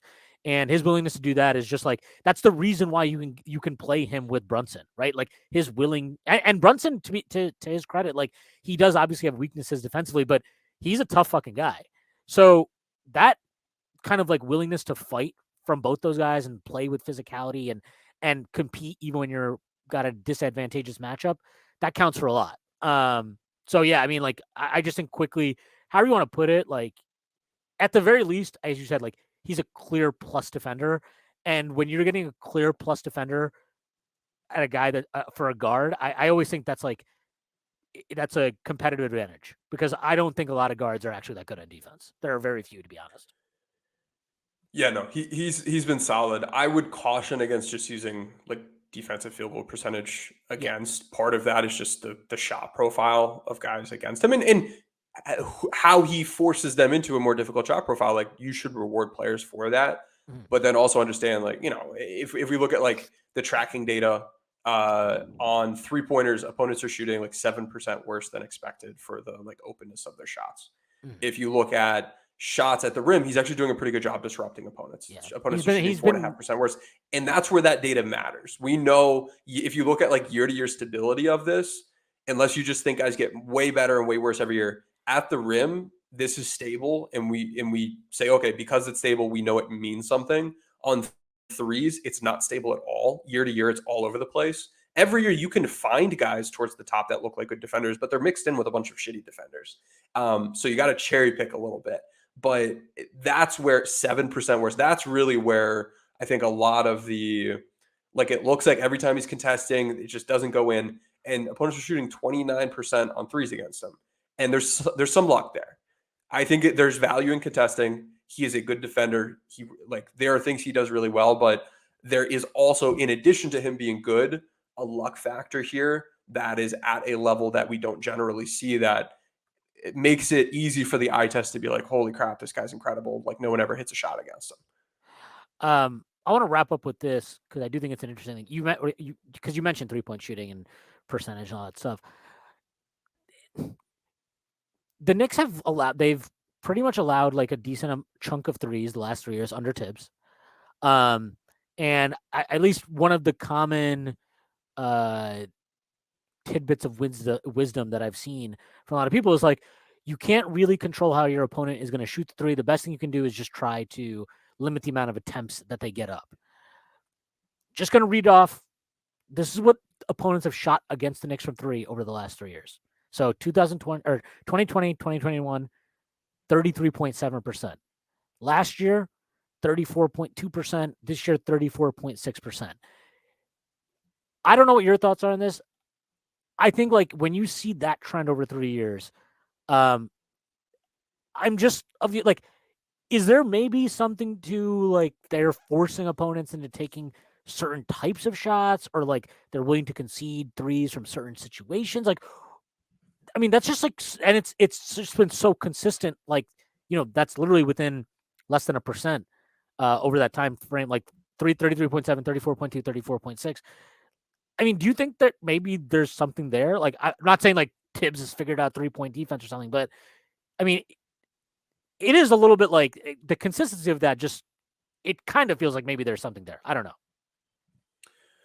Yeah, I think looking at the types of shots can matter. Looking at the shot profile and locations can matter. I would say I like big picture statistically, you're still going to see individual teams that are more stable year to year when big picture there's less stability. So that'll happen. But I don't know. I'm pulling up. Okay, so teams in the half court are only shooting 31.4% of their shots at the rim against the Knicks. That's really, really low. That's like first or second lowest in the league. That's really good. I think that's what really matters. And when you're able to cut off the rim like that, and then I look at, let's see, their unguarded three, and the attempt rate there is the percentage of their threes is pretty low relative to other teams. So it looks like they're cutting off the rim and then also just not conceding a bunch of open threes.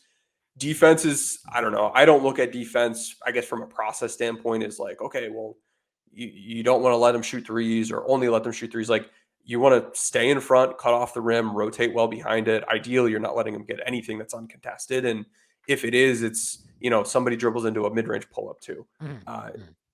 Just defend inside out, I guess, but I don't think it's smart to be punting threes or just say, oh, well, they're going to get a bunch of threes up and that's fine. Yeah. I mean, I don't think the Knicks definitely don't punt threes, but I do think they're like, to your point. If you told Tibbs you can cut off the paint, but you're gonna have to rotate out to like a shooter every possession, I think he'll always prefer the latter. And I think that like just anecdotally that makes sense to me, because I do think like shots at the rim are the best percentage shots you're gonna get in basketball. So if you could like restrict the amount of shots you're giving up there, and then also like when you have a guy like Mitch who's just such a deterrent at the rim, that makes a big difference. Actually, let's close with Mitch because we didn't talk about him at all. He looks better to me than he ever has before, more under control, just reading the game better. Is there anything there in the data that would indicate that? Because I would assume that like he's been pretty steadily graded out as like a really great rim protector. And the defensive rebounding stuff with him over the last year or so has been really good. I mean, I don't care about the raw numbers, but just his box out rate and all that kind of stuff, like he's graded out really well in that. Yeah, he grades out well defensively. He's a solid rebounder. He's obviously getting like super easy shots, so like the efficiency isn't something that like stands out to me a bunch. It looks like he's apparently underperforming his shot quality a little bit, but not to the point that I'm like super worried about it. Yeah, I don't know. He's got some decent data, finishing well overall. Let's see, screening data looks good, rebounding data looks good. His interior defensive data looks really solid. His post defensive data looks really solid. Roll man data, 100th percentile, 1.37 stable points per possession as a roll man. That's incredible. Like 1.46, holy crap, 1.46 points per possession on cuts and dump offs, 99th percentile. So like the best garbage man big you can ask for is rim protection, dump offs, roll man stuff. Let's see, is his putback generation high? Yep, his putback generation, 97th percentile. Like, this is, for someone in this role, he's doing all the stuff you'd be asking for. So I'd have to say I'm pretty happy. Word. Good to hear. All right, I think that's a good place to end it. I guess so. Here, let's do this. Who is coming out of the West? Who's coming out of the East? What do you think? Ooh, man. So I was liking. I guess it really depends on what happens with Ja. I think Memphis is better than people realize because they've been missing guys for so much time this season. Like But I hate them. Bane, Jackson, and Ja together haven't played Yeah, a they whole haven't played at lot. all. Yeah. But when you look at individually how their players are, and if you just like plug the pieces together and like reallocate the minutes to what it should look like, they're a really scary good team. So with the Ja situation, I think that makes that trickier and opens things up a bit. In the East, I mean, it's going to be Boston or Milwaukee, but I'll go Boston, I guess. I hate that. Wow. Uh, That's a nice little reverse jinx. I see you. I get it. Yeah, I don't feel good about that. So it's going to be one of those two, I'm pretty sure. And then in the West, man, I don't trust Denver's defense. I I don't don't either. trust the Jaw situation in Memphis.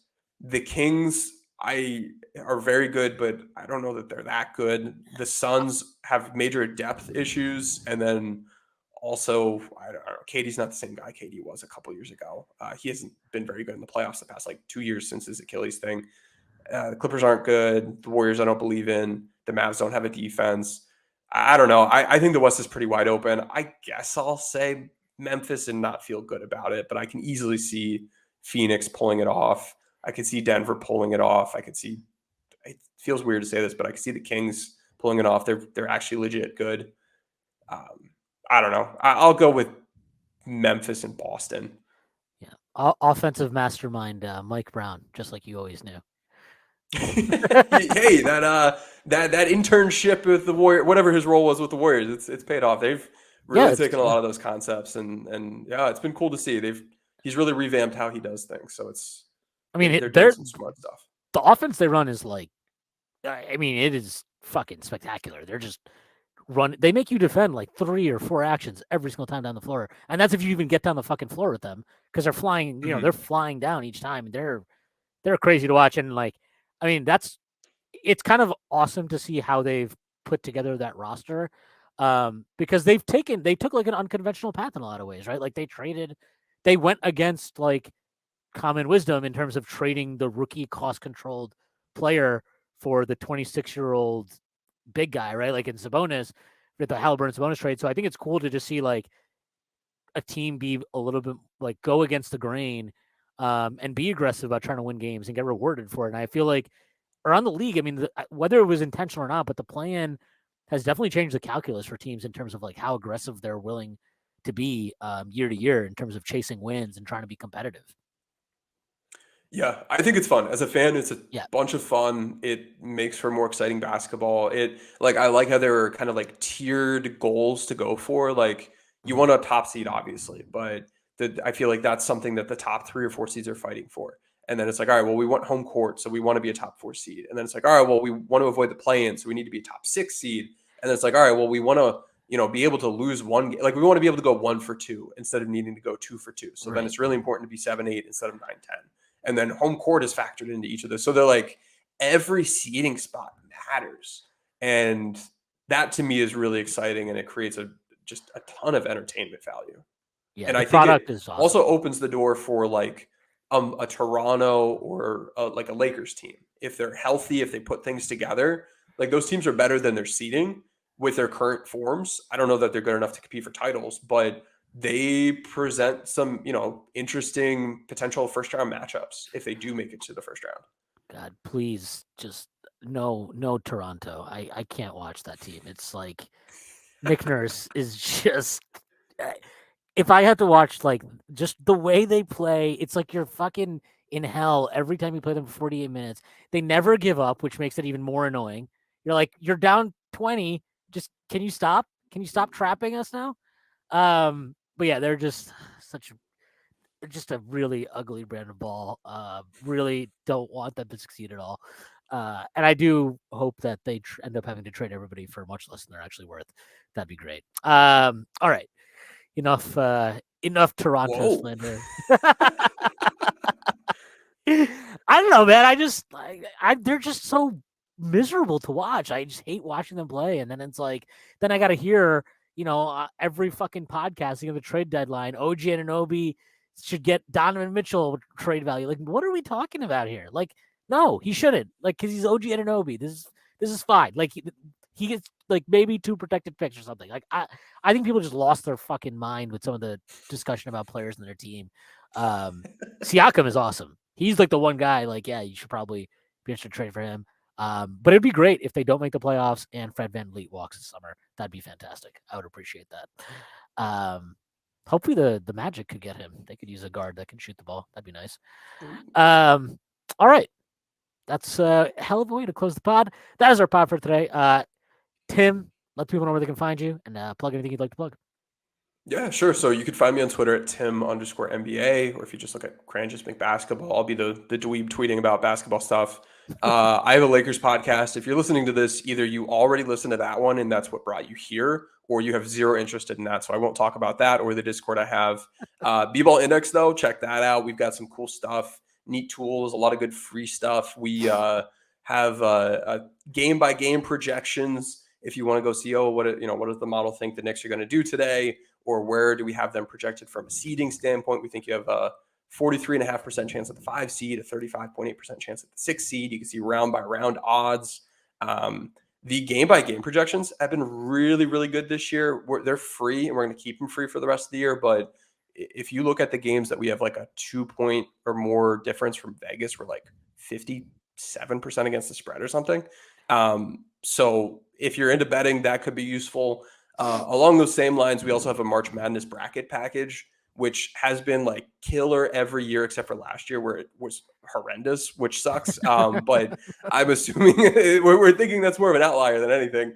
I just spent an hour of my day for the past like week scouting all of these 68 goddamn teams. And if you're annoyed by watching like certain NBA teams play, some of these teams, man, are just awful. College ball Others are really fun. Yeah, college ball is a different game. But so scouting all of that, we know, hey, these are the teams that press. These are the teams that play zone. Here are the teams that do wonky things coverage-wise. There are certain top seeds that are really good against like show and recover, really good against drop. But if you switch against them, they shit their pants. That sort of insight isn't something you're going to be able to find just looking at like high-level data. But that's the sort of stuff that's baked into our analysis in putting together that bracket package. So when does this pod come out? Or no, this is happening live, right? No, this pod it drops tomorrow morning. Okay, yeah, then you can still go grab the March Madness bracket package. It's like $20. Go win your bracket pool. Go see some of the big upsets we picked. We had Oral Roberts 2 years ago upsetting Ohio State, and then I think like Florida that. in the second round. I like when Ohio State gets upset. We straight up just picked them. The data saw that they were just a horrendous scheme matchup for those teams, and they went out and delivered and made us a lot of money. So be able to go find neat insights like that. We're adding a thing you can look each team's round by round odds. If you're interested in that, that'll be part of a separate paid package next year. But for this year, we're just including it for fun in this one. So check that out. Let's go have some fun together. And that's all I got. Awesome, man. Thanks so much for coming on. I have nothing to plug myself, so I'm just going to plug all the work at the Strickland. I would plug the merchandise that has come out, that will continue to come out. Check all that out, and check out all the pods, all the articles. Everything is great. All right, that is our pod for today. I hope everybody has a great week, and I will see you on